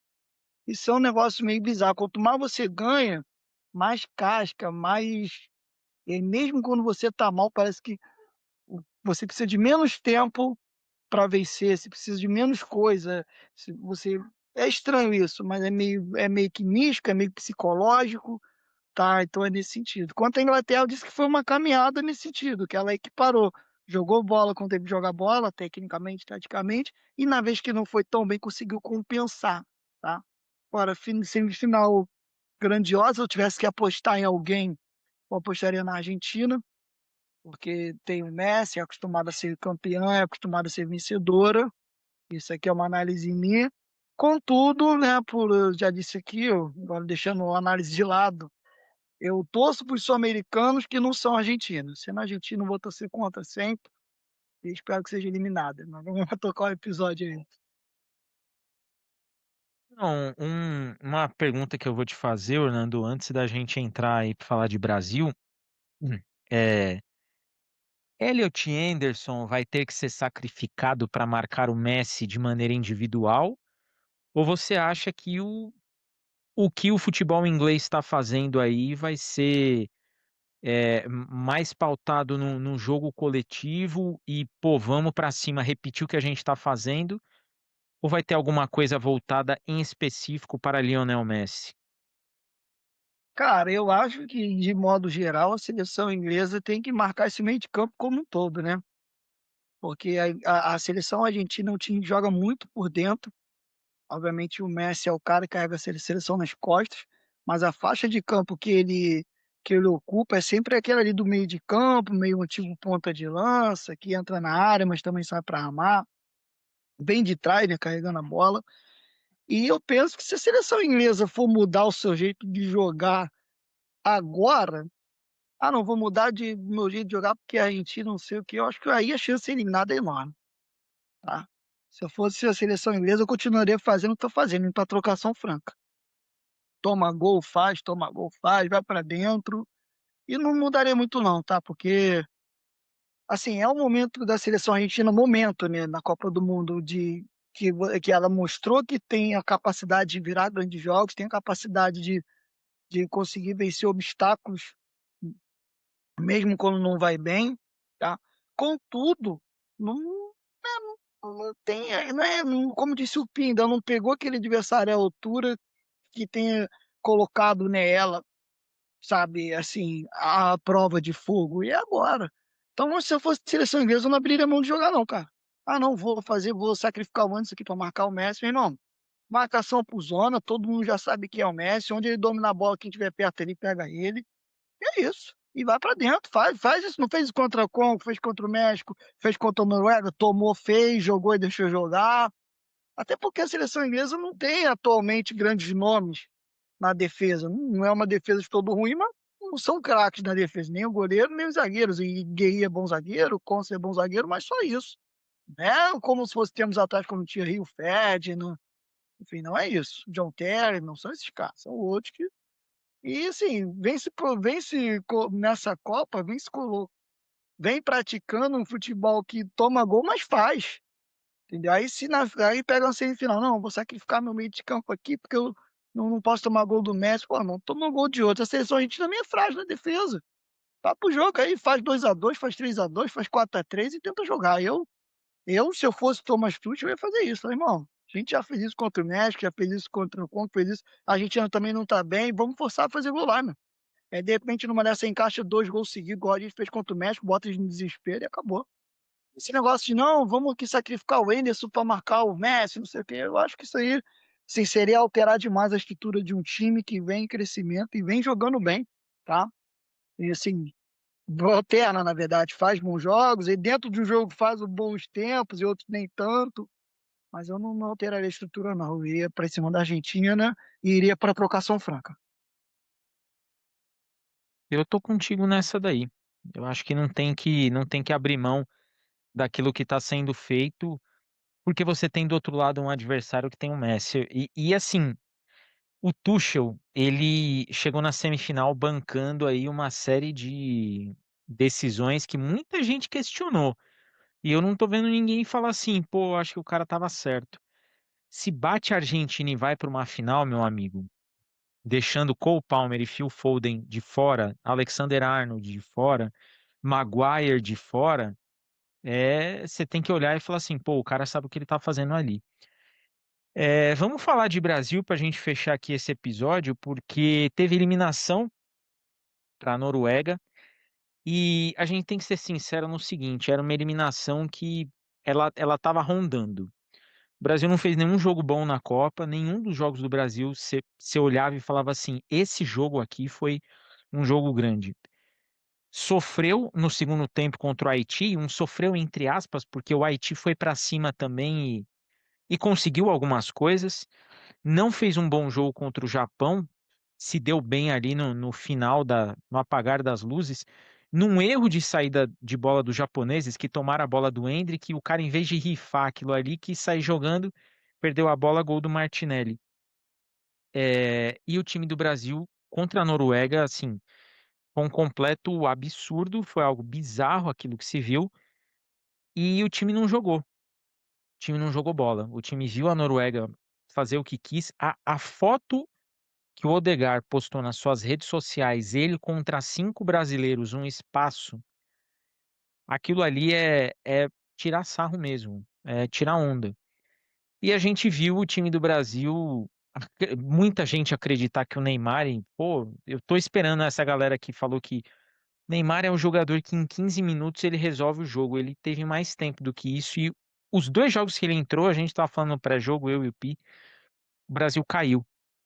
E ficou claro muita coisa, né? O Ancelotti se vendeu enquanto treinador e comprou o discurso que talvez nem fosse o dele, mas não precisava ter feito isso, com o tamanho que ele tem.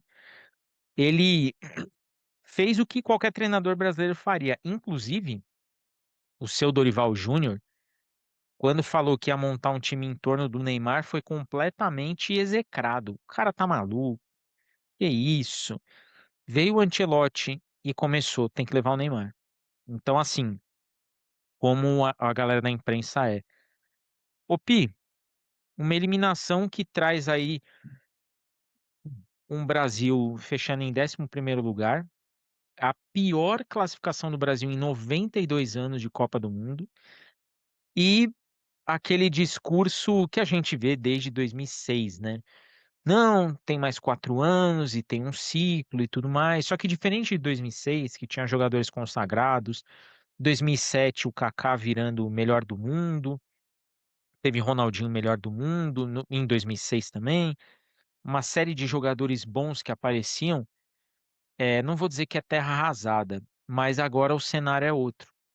E a gente vê um Brasil com jogadores sem personalidade, um treinador que nem por terras brasileiras fica, né?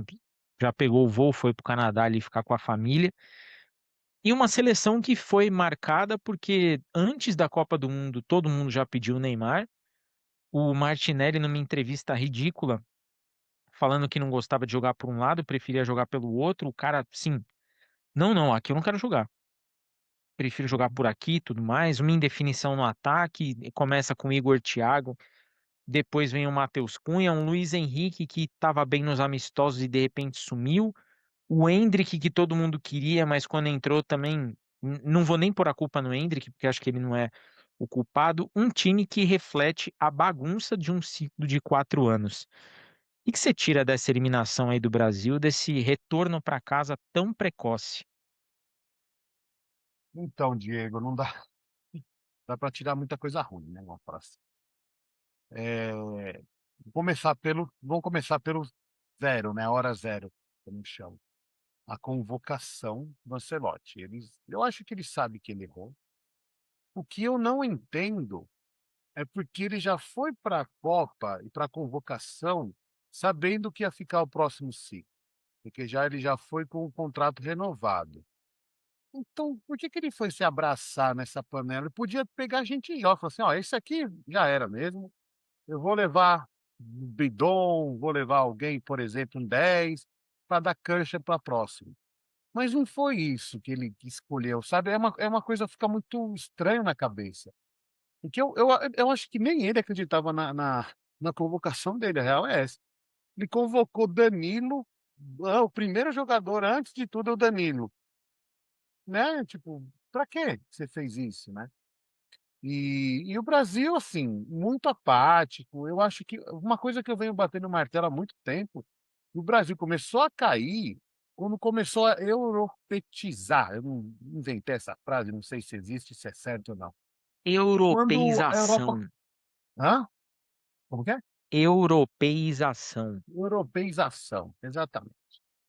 Quando o Brasil começou, porque assim, o Brasil sempre foi referência no futebol. Aí a Europa pegava os jogadores para poder falar assim: "Ó, vocês têm que ser assim, vamos trazer os jogadores do Brasil para cá, para vocês aprenderem". Ok, aí os jogadores muito bons iam pra Europa. Agora a balança começou a inverter, eles começaram a pegar os jogadores muito jovens para formar lá na Europa. Então assim, os brasileiros acabam sendo formados na Europa.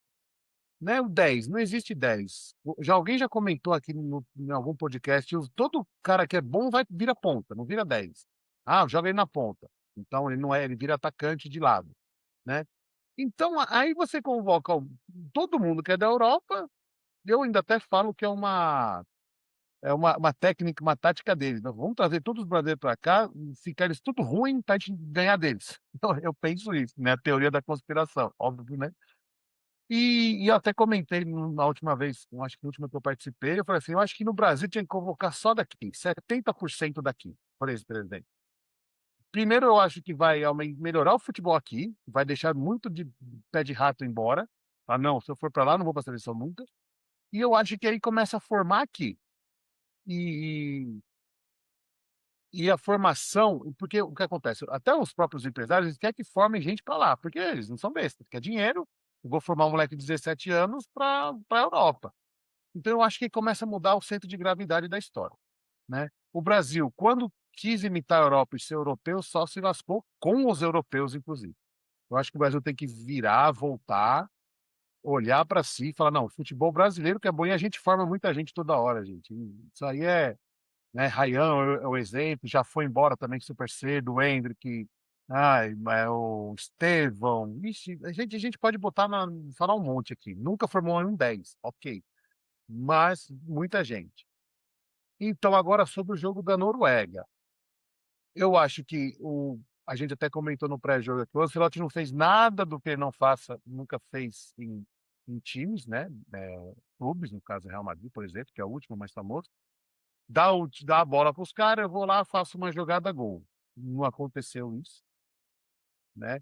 E aí que entra a incompatibilidade, que o brasileiro não quer ver isso, ele não quer ver o Brasil sofrendo com a Noruega, deixando os caras jogar, né, e pegar a bola e ir lá fazer o gol. O brasileiro ele quer estar com a bola sempre, ele quer posse de bola, ele tem que atacar, né, e isso aí é uma coisa que eu acho que pegou muito no aqui no Brasil mesmo, né, em todo mundo, até muita crônica, né, sobre isso. Eu acho interessante que eu vejo agora a imprensa fala: "É, se fosse técnico brasileiro, todo mundo fala a mesma coisa, mas ninguém", se bem que agora estão começando a meter o pau bastante no Ancelotti. Mas antes de meter o pau no Ancelotti sempre vem essa: "Se fosse técnico brasileiro", né. Então é isso.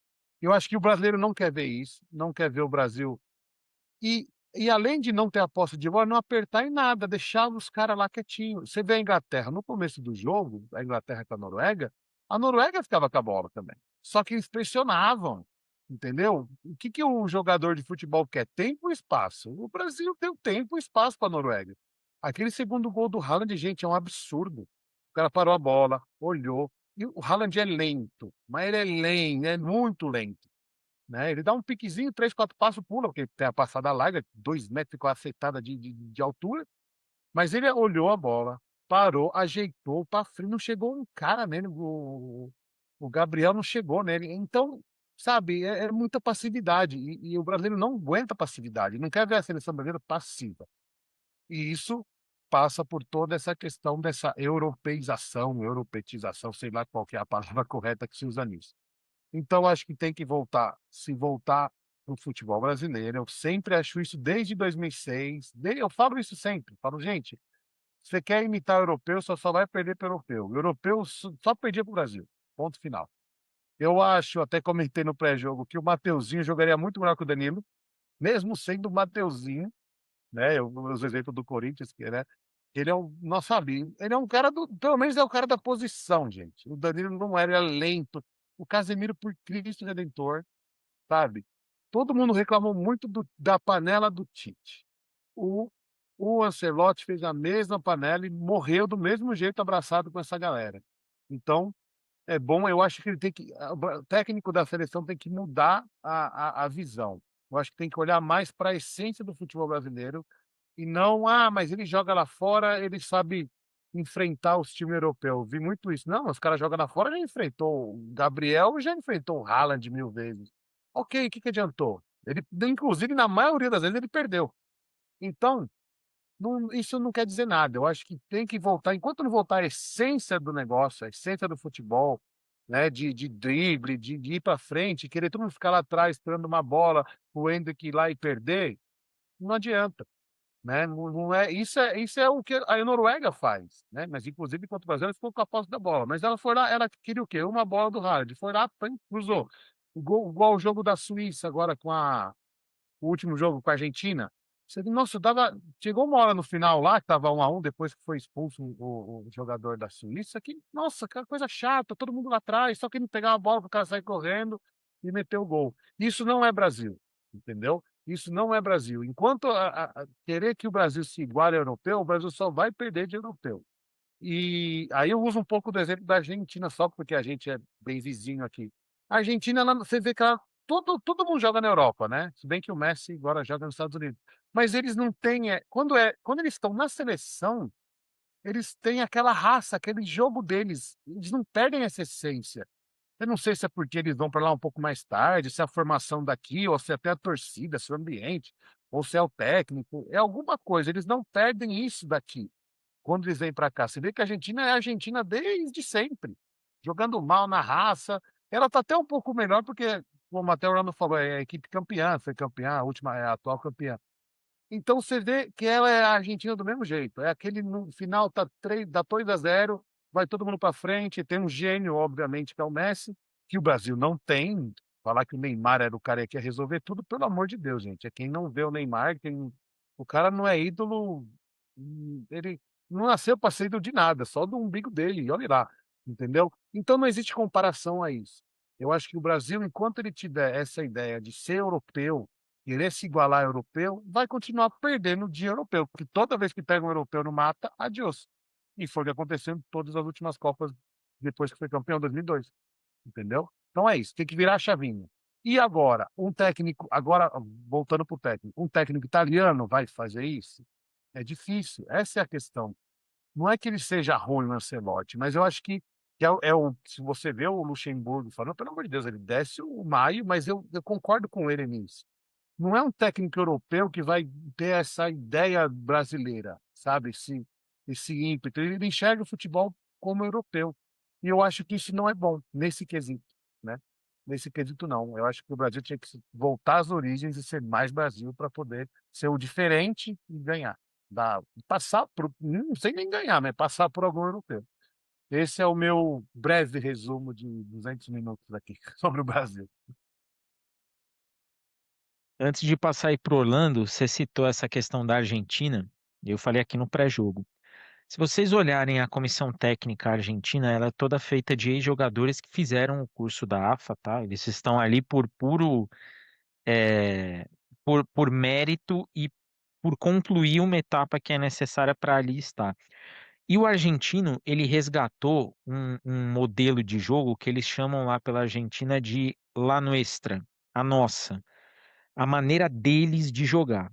Então, isso daí não se perdeu. E não se perdeu, primeiro, porque o Scaloni estava lá em 2006 na eliminação da Argentina, e porque os ex-jogadores que estão ali acompanharam, são daquela geração do fracasso que todo mundo fala, a geração de 2000 a 2010, que não conseguia chegar a lugar algum.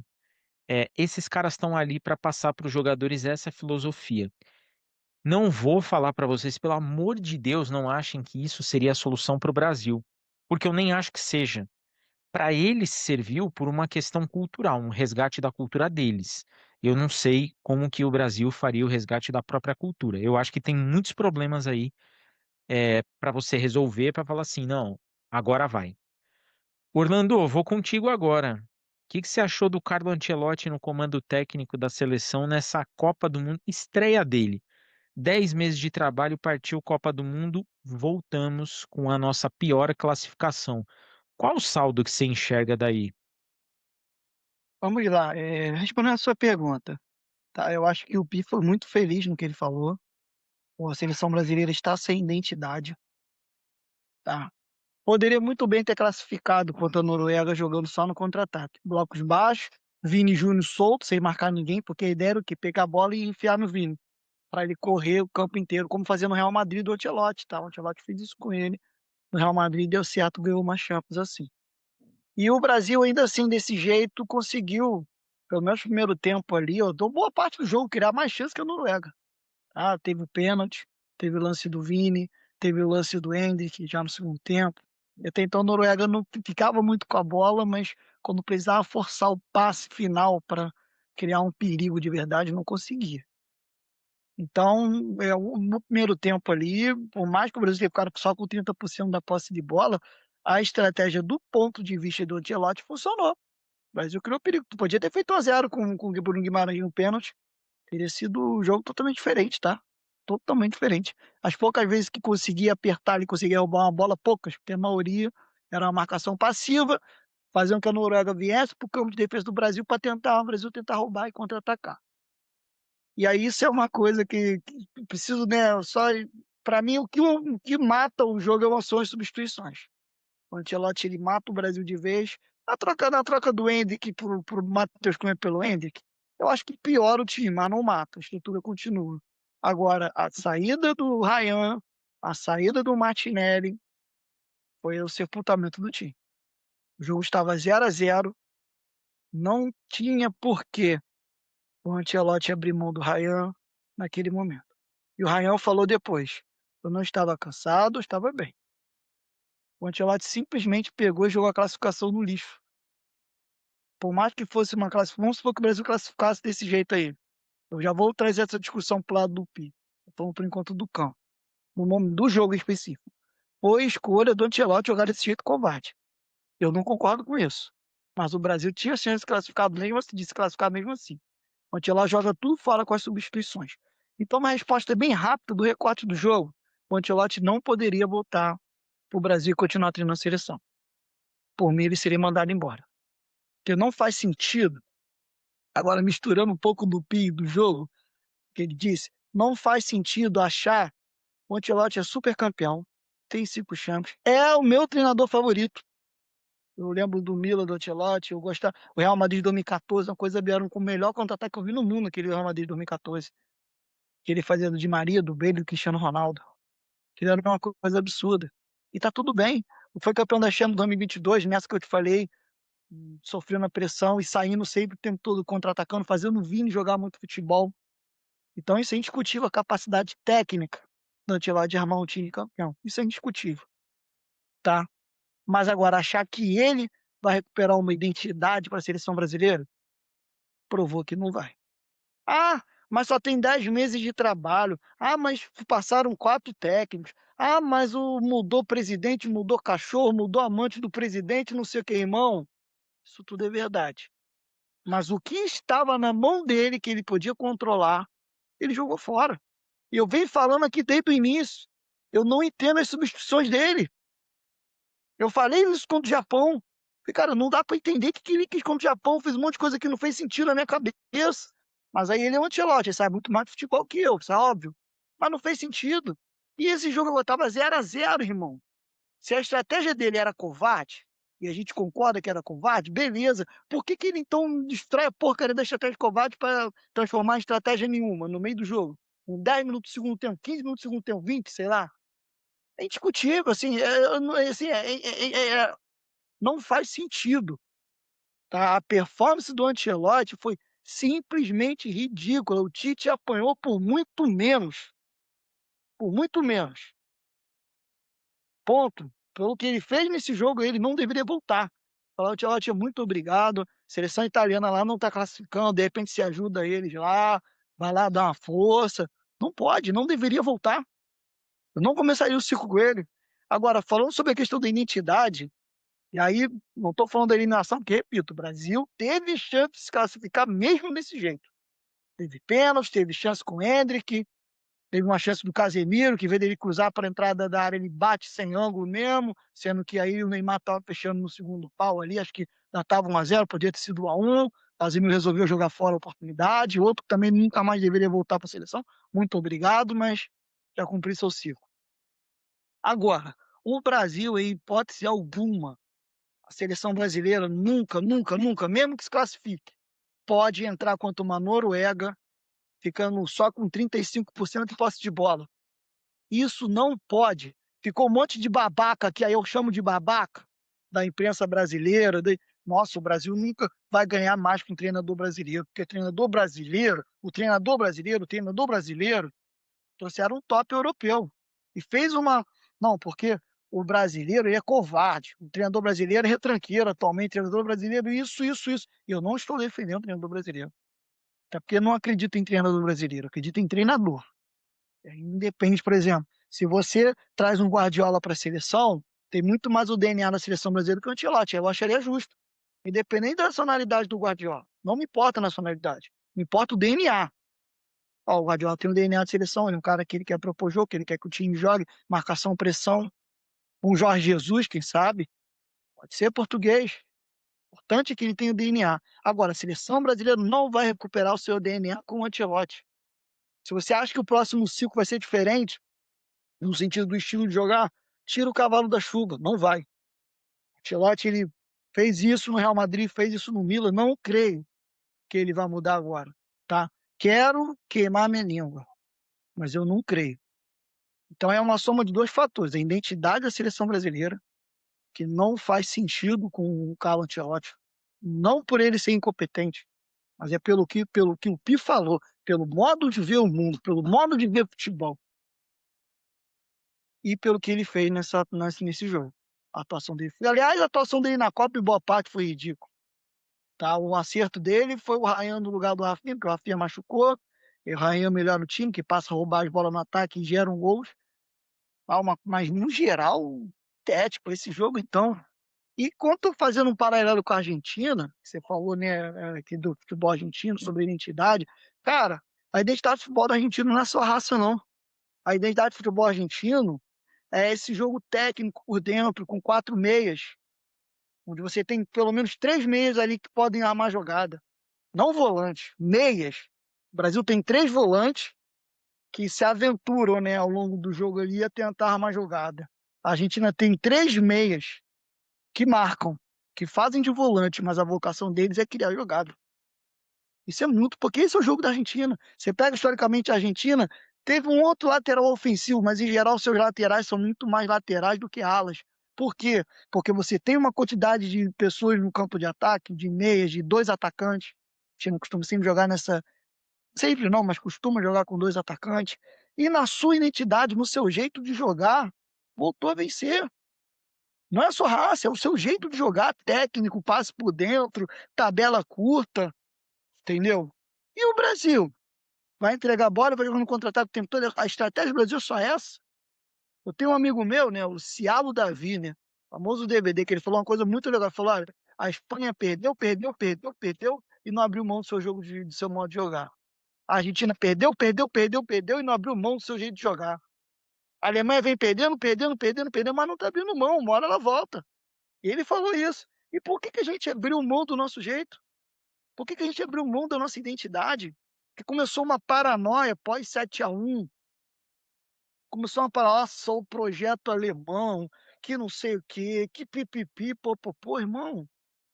O brasileiro não tem condições. Nossa, e aí começa uma narrativa muito louca, sabe? E aí uma autodepreciação, um abandono da própria história.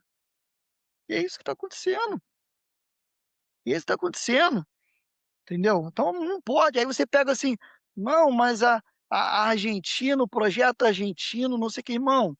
O projeto argentino foi puramente no futebol profissional da seleção futebolística. Os caras encontraram uma seleção. A AFA, 2018, 19, estava interditada.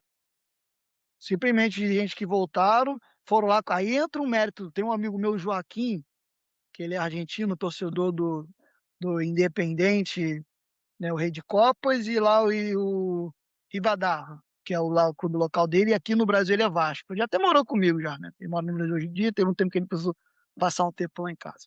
E ele falou uma coisa muito curiosa, falou, cara, os grandes jogadores argentinos que fazem história fazem questão de mais tarde se tornarem treinadores, de assumirem protagonismos como treinadores, como dirigentes. E no Brasil eu não vejo essa vontade. Tu vê os grandes jogadores brasileiros, eu não estou dizendo que necessariamente é isso que salvaria o futebol brasileiro, não é isso que eu estou dizendo.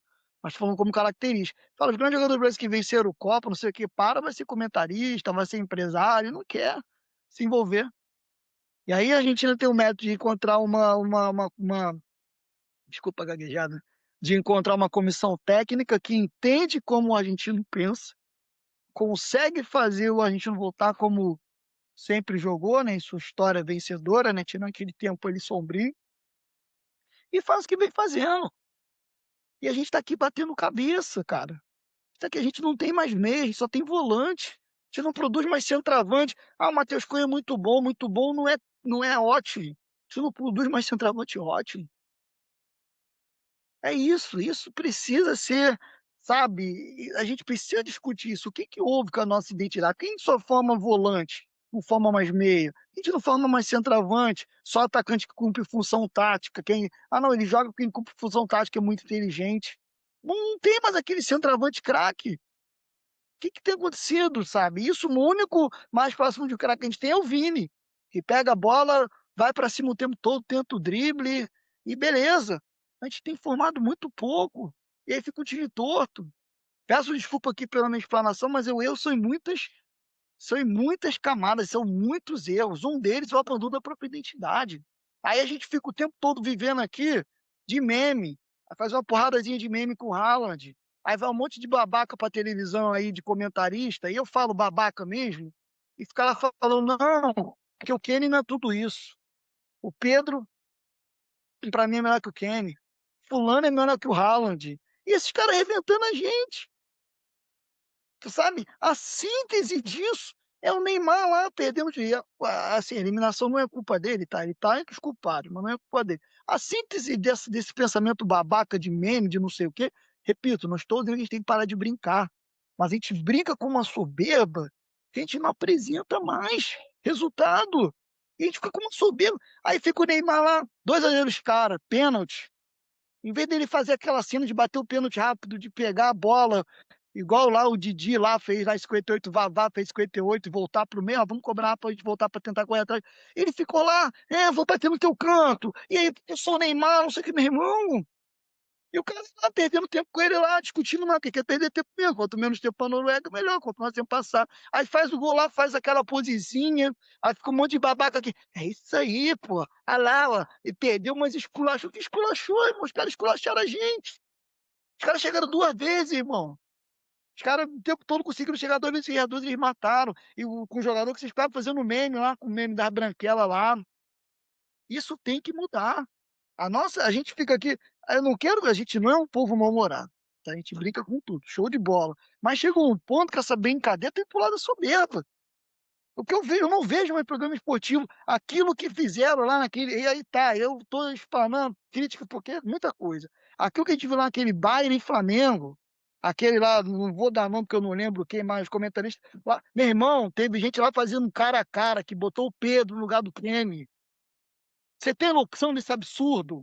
Como é que você quer ganhar alguma porra assim? Você não tá vendo futebol lá fora, não? De alto nível? Aí você vira lá, não, Bayern de Munique, cara a cara. Não, eu voto no Pedro, para mim o Pedro é melhor que o Kenny. Meu irmão, quem pensa isso? Ninguém. São esses absurdos que estão fazendo a gente perder. A gente não tem mais identidade, a gente fica no meme. E tudo é meme, tudo é brincadeira, quer falar pra torcida ouvir. Eu tenho que dizer a verdade, tá uma merda. Só produz volante. Repito, o Brasil poderia ter passado a Noruega, teve chance, tá? Ainda assim jogando desse jeito. Pra tu ver como é que a gente ainda é o Brasil. Jogando desse jeito, a gente poderia ter passado. Mas não vai vencer desse jeito. O Brasil não vai vencer desse jeito. E assim, Ancelotti, não é nada pessoal agora. Não faz parte da reestruturação do futebol brasileiro alguém que pensa o futebol que você pensa.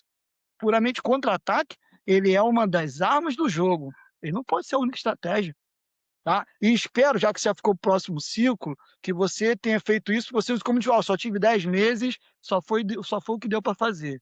Agora você tem 4 anos. Aí, se você conseguir fazer o que você fez no Chelsea lá, eu já vou queimar minha língua e vou falar aqui, ó, eu estava errado. Mas no momento não me parece. Então, desculpa aí a minha explanação, sobrou para todo mundo, para a imprensa, para nosso pensamento Cara, tem que mudar, a gente tem que voltar, botar o pé no chão e encontrar a própria identidade, parar com esse negócio de tanta putariazinha de meme, não, porque o não sei o quê, o Neymar, o Ken, o Pedro é melhor que o Ken, né? A cintura dura, não sei o quê, meu irmão. Para com isso, cara. Reconhece quem é bom. Olha pra Argentina agora, o irmão nosso aqui do nosso lado, tá? Para deixar bem claro, eu torço contra a Argentina no futebol. No campo geopolítico, eu quero uma América do Sul forte, é outra coisa. Inclusive, a Argentina é um parceiro nosso. Agora, no campo de futebol, eu torço contra pela rivalidade. Igual aqui no Rio de Janeiro, sei lá, o Rodrigo é meu amigo, eu torço contra o Botafogo. Eu quero sacanear ele aqui no campo de futebol, tá? Isso é normal. Mas agora tá na hora de a gente parar de memezinho, de palhaçada, de brincadeira, de olhar lá pra Argentina e falar, pô, por que que esses caras jogam, apesar do campeonato deles ser uma merda, o time argentino não ganha mais quase nada, só ganha Sul-Americano, Libertadores não ganha mais, ganha Sul-Americano. E por que que eles conseguem montar uma seleção boa, que joga futebol? Porque parar com esse negócio de ficar o tempo todo, não, porque eu sou pentacampeão. Eu sou pentacampeão, o Edilson jogou mais que o De Bruyne. O Adriano jogou mais que o Kenny e o Haaland. Sabe essa maluquice? O Fred, que é meu ídolo do Fluminense, puta jogador. Mas o Fred, sei lá, jogou mais que o Juan Álvares, Meu irmão, que o Mbappé, ó, o Fred jogou mais que o Giroud. Irmão, vamos parar com essa merda. Vamos sentar aqui, vamos discutir como é que a gente pode melhorar a nossa seleção, como é que o nosso jogo pode voltar a ser vistoso, como é que a gente pode produzir meias que criem jogadas de gol, atacantes que façam gol. E não, hoje o Brasil exporta, pô, volante pra cacete, meia pra zagueiro pra caramba, sabe? Mas olhando o Rafinha, o Matheus Cunha joga no United, o Vini joga no Real Madrid, tirando o Vini. Né? O Rafinha já fez umas puta. Tá, o Rafinha ainda fez umas puta temporada no Barça aí, uma outra aí, beleza. Mas no momento, quem é que é realmente aquele protagonista no seu time, como tirando o Vini? Isso me incomoda. E não é que são maus jogadores, são bons jogadores. Mas a maneira de jogar hoje na seleção brasileira não encaixa mais. Então é isso, sobrou para todo mundo, desde o Ancelotti para a CBF, aí que tá uma zona aí, acabou. Espero que o nosso presidente atual fique, né? Para com esse negócio de se, pô, teve uma época que caiu o Teixeira, caiu o Marco Paulo Del Nero, e foi um atrás do outro, que isso pare, isso também é um sintoma, tá? De um ciclo bagunçado. Esse negócio de quatro treinadores num ciclo tem que acabar. Já é o Ancelotti? Eu não concordo, mas vai ser o Ancelotti até o fim. E aí tem que ser cobrado e para também trazer resultado. E começar a acertar, porque são muitos lados, e parar a nossa imprensa aqui, o nosso torcedor de ser babaca com essas comparações de merda aí, burra, comparação burra. Não, mas olha só, eu acho que o Pedro joga mais que o Kane. Ah, vai pra puta que pariu, irmão. Então você não vê futebol. Então, desculpa, Diego, você fez uma pergunta, eu acabei aqui extravasando de uma maneira até muito além de ser 10 minutos, 15 minutos de fala já, chega, pelo amor de Deus. Não, Orlando, você falou tudo, inclusive o que eu ia falar. Eu vou tentar pegar aí alguns pontos até para a gente encerrar aqui. Eu concordo em 100% do que você falou, tá? Sobretudo nesse discursinho ridículo aí que começa na imprensa, né, e se estende pro torcedor. E eu acho que isso eu sempre falei. Até quando essa muleta de somos penta vai sustentar o futebol brasileiro? Ah, somos penta, penta, penta. A Alemanha chegou em quatro, a Itália está aí tentando se reestruturar. E eu vou ser bem breve. A Itália, quando traz o Paulo Maldini para ser diretor técnico e o Leonardo para ser diretor de seleção, e esses dois falam, vamos fazer um projeto para apresentar para o Guardiola, tem alguma coisa acontecendo aí. Quando a Federação Alemã traz o Klopp e fala carta branca para você, chega, tentamos tudo e não funcionou, vem, é um recado que está sendo dado. Quando você vê a seleção inglesa, que nem ia mandar o Southgate embora, o Southgate que pede para sair e traz o Thomas Tuchel, você vê que tem uma continuidade em cima de um trabalho. E a gente faz o que aqui? A gente pega o Samir Chaoudi, que é filho de um dirigente de uma federação do centro-oeste do país, e esse cara é presidente da CBF. O cara não sabe nada de futebol. E o próximo deve ser o filho do Gilmar Mendes. Aí você zapeia a TV, tá os caras fazendo isso que o Orlando falou. Pô, quem é melhor? O Pedro é melhor que o Lewandowski. Gente, pô, o Pedro joga mais bola que o Kane. Não, o Kane tem a cintura dura. Pô, e aí num grupo de futebol que eu tô, você escuta os caras falarem assim: "Pô, o time do Japão é ruim. Pô, o time da Noruega é fraquíssimo, ó, não ganhou". Gente, esquece o outro time. Pô, a Argentina não pegou ninguém. Dane-se, os caras estão na semifinal da Copa. Pô, mas a França também, a França tá passando o carro em todo mundo e tá jogando bola. Pô, mas você olha a Espanha, o Yamal, meu amigo, a Espanha tá mostrando que o Yamal ali não é o cara fundamental, porque mesmo com o Yamal jogando abaixo do que se espera, os caras estão na semifinal da Copa. Eu fiz uma comparação hoje e uma galera falou, pô, perfeito. O Brasil, ele hoje é aquele cara que tá numa festa, ele tá do lado de fora da festa. Ele tá, de qualquer jeito, ele tá mal vestido, mas ele tá criticando a roupa do cara que tá entrando, tá criticando a maquiagem da moça que tá entrando com o cara, tá criticando o carro que tá parando pra deixar alguém. Ele tá criticando todo mundo e ele não se olha no espelho. Aí fica esse papinho ridículo. Não, porque o Adriano jogou melhor que o Kane. Não, aí vai o Edilson Capetinha na televisão e fala que jogou mais porque ele tem uma Copa do Mundo. E a gente, o torcedor, valida isso. Enquanto não parar, vai ser esse negócio ridículo. Eu já falei isso daqui algumas vezes. Quando o Matheus Cunha pega ali, bate no peito e fala, eu tenho cinco, Matheus, você não tem nenhuma. Você não pôs estrela. Você não tem que bater no peito e falar, eu sou pentacampeão. Quando o Paredes virou pro Rafinha, depois daquele negócio, não, porrada neles, dentro e fora de campo. Paredes pegou, mostrou a estrela, falou: eu tenho uma Copa, duas Copa América, você tem zero. Paredes pode falar aquilo, cara.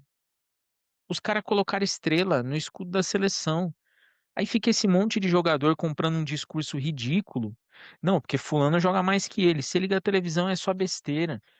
O dia que o pessoal olhar para o futebol brasileiro de maneira profunda para falar assim, vamos resgatar o nosso modelo de jogo, eu não vou nem entrar no mérito de trazer técnico estrangeiro, mas é pegar e falar assim, vamos olhar, vamos resgatar o nosso modelo de jogo.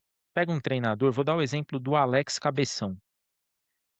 Pega o Alex, larga ele na base. E assim, não quero ganhar torneio de base. Eu vou formar jogadores. Eu vou formar laterais, eu vou formar meio, eu vou formar volante, eu vou formar centroavante. Bom, o nosso estilo é esse aqui, ó. Eu tô entregando os caras. Se vai ser usado no principal ou não é outra história, mas eu tô formando. Todo mundo tá fazendo isso.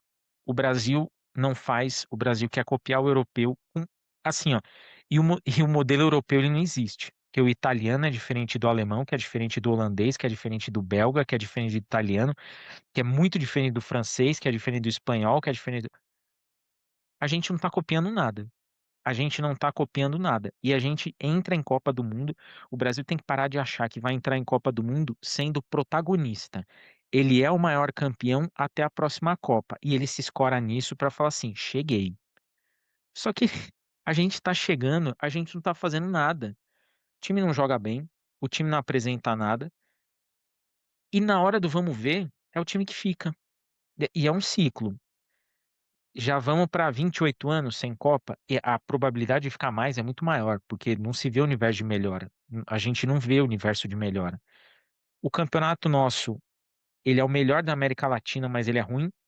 Os clubes não conseguem se unir numa liga, a gente não consegue unificar o país. A gente não consegue juntar os clubes e falar assim, essa é a nossa liga. Não, que adianta o presidente da CBF juntar os presidentes de federação, fazer um workshop na Inglaterra para aprender sobre a Premier League? Se chega aqui, o cara fala: Não, eu não concordo com o que você pensa, então o meu grupo está diferente do seu. Não funciona, Diego, não funciona. a CBF, ela vem dando claros indícios que ela não quer mais cuidar do Campeonato Brasileiro. E ela não deixa de cuidar porque ela Exatamente. não. Os clubes não conseguem. Os clubes ficam Flamengo, Palmeiras, Isso. todo mundo se matando aí, Galo e São Paulo. Pô, teve uma E vez que não São vai. Paulo sem falar com os outros clubes, porque tava acusando de aliciar jogador e parou de falar com o Internacional. Aqui no Rio, Fluminense e Vasco, um bom tempo aí ficaram sem se falar. Cara, aí a É uma CBF querendo bagunça. ser brasileiro, mas vocês não conseguem. Dou na mão de vocês, vocês se matam. Não, e tem uma matéria de um jornalista. Eu não vou lembrar o nome do jornalista, não vou tentar chutar para não cair no erro. A CBF tem uma conta de investimento de 2 bi. de reais no banco que aquilo ali fica rendendo. Ela não investe no futebol brasileiro. Não adianta. Aí a gente cai no seguinte: o Orlando citou todos os adjetivos do Ancelotti. Todos. Qualquer treinador que chegar aqui, a gente vai descaracterizar o cara aqui porque ele não venceu aqui. Aí todo o passado do cara esquece. Pô, o cara não se provou porque chegou no Brasil. É a mesma coisa que você pegar o Usain Bolt e falar assim: vamos ver se você corre tudo isso mesmo. Vai descalço. Porra, sabe?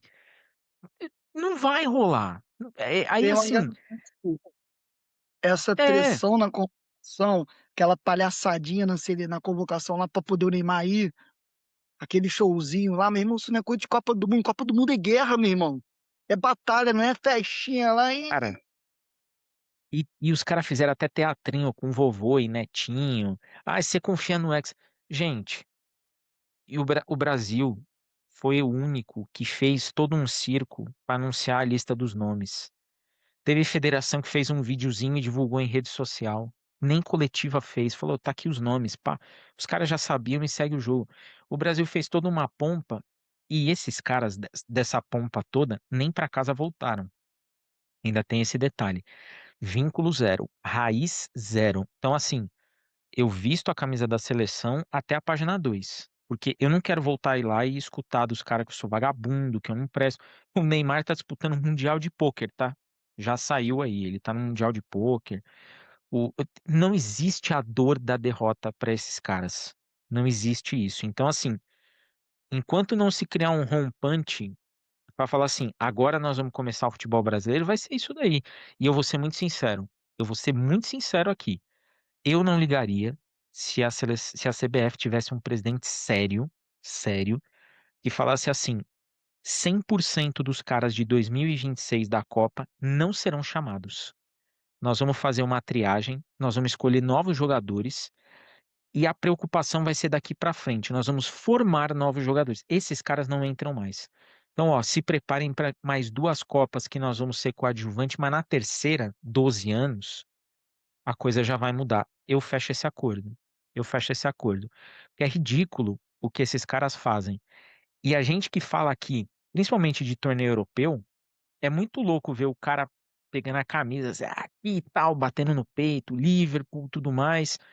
Cara, na seleção, isso morre. E para quem gosta da seleção, isso é o fim. Porque o cara, ele tá mais conectado com o clube do que com o país dele. Eu nem entro no mérito da importância disso. Mas o cara esquecer da própria raiz, aí não vai rolar. Ô, Pi, falamos muito, falamos de tudo aqui, colocamos pra fora os a angústia. Avisa a galera que agora a gente volta pra falar de final e terceiro e quarto e deixa o seu palpite pra quem vai fazer cada um desses confrontos. É, falamos bastante, acho que deu para dar uma pequena aliviada na angústia, né? Mas agora, de certo, só daqui 4 anos, vamos ver qual é que vai ser. Palpites para quem vai para a final? Palpite eu torcer, é difícil. Eu quero muito Inglaterra e Espanha, porque os 2 é o que tem menos títulos. Sei lá, coisa minha. Mas vai ser quem for. Assim, eu acho que indiferente de quem for os jogos, a final e o terceiro e quarto vai ser sensacional. Vai ser, tá bem legal a Copa nessa reta final. Agradecer a todo mundo, bom dia, boa tarde, boa noite, estamos aqui. E a gente volta, como o Diego disse, para final e terceiro e quarto. E continua com a gente aí. Curte, compartilha e dê o like. Obrigado. Orlando, lavamos a alma aqui. Avisa a galera que pós semifinais nós estamos de volta para falar de quem tá no decisivo jogo e das nossas frustrações e deixa o seu palpite para final aí. Vamos lá, palpite para final. Argentina e França. Eu não quero, assim como o Pio, eu vou torcer para a Espanha. Eu quero ver o Império Espanhol contra o Império Inglês, né? Na história, como já houve muitas batalhas na história, né? Enfim, seria maneiro lá. Mas eu acho que vai ser França e Argentina. Jogos apertadíssimos, tá? Acho que a chance de prorrogação em Argentina e Inglaterra é enorme. Tá com cara aí de um placar bailarina 2-2 maluco aí, até o finalzinho na prorrogação, pênalti.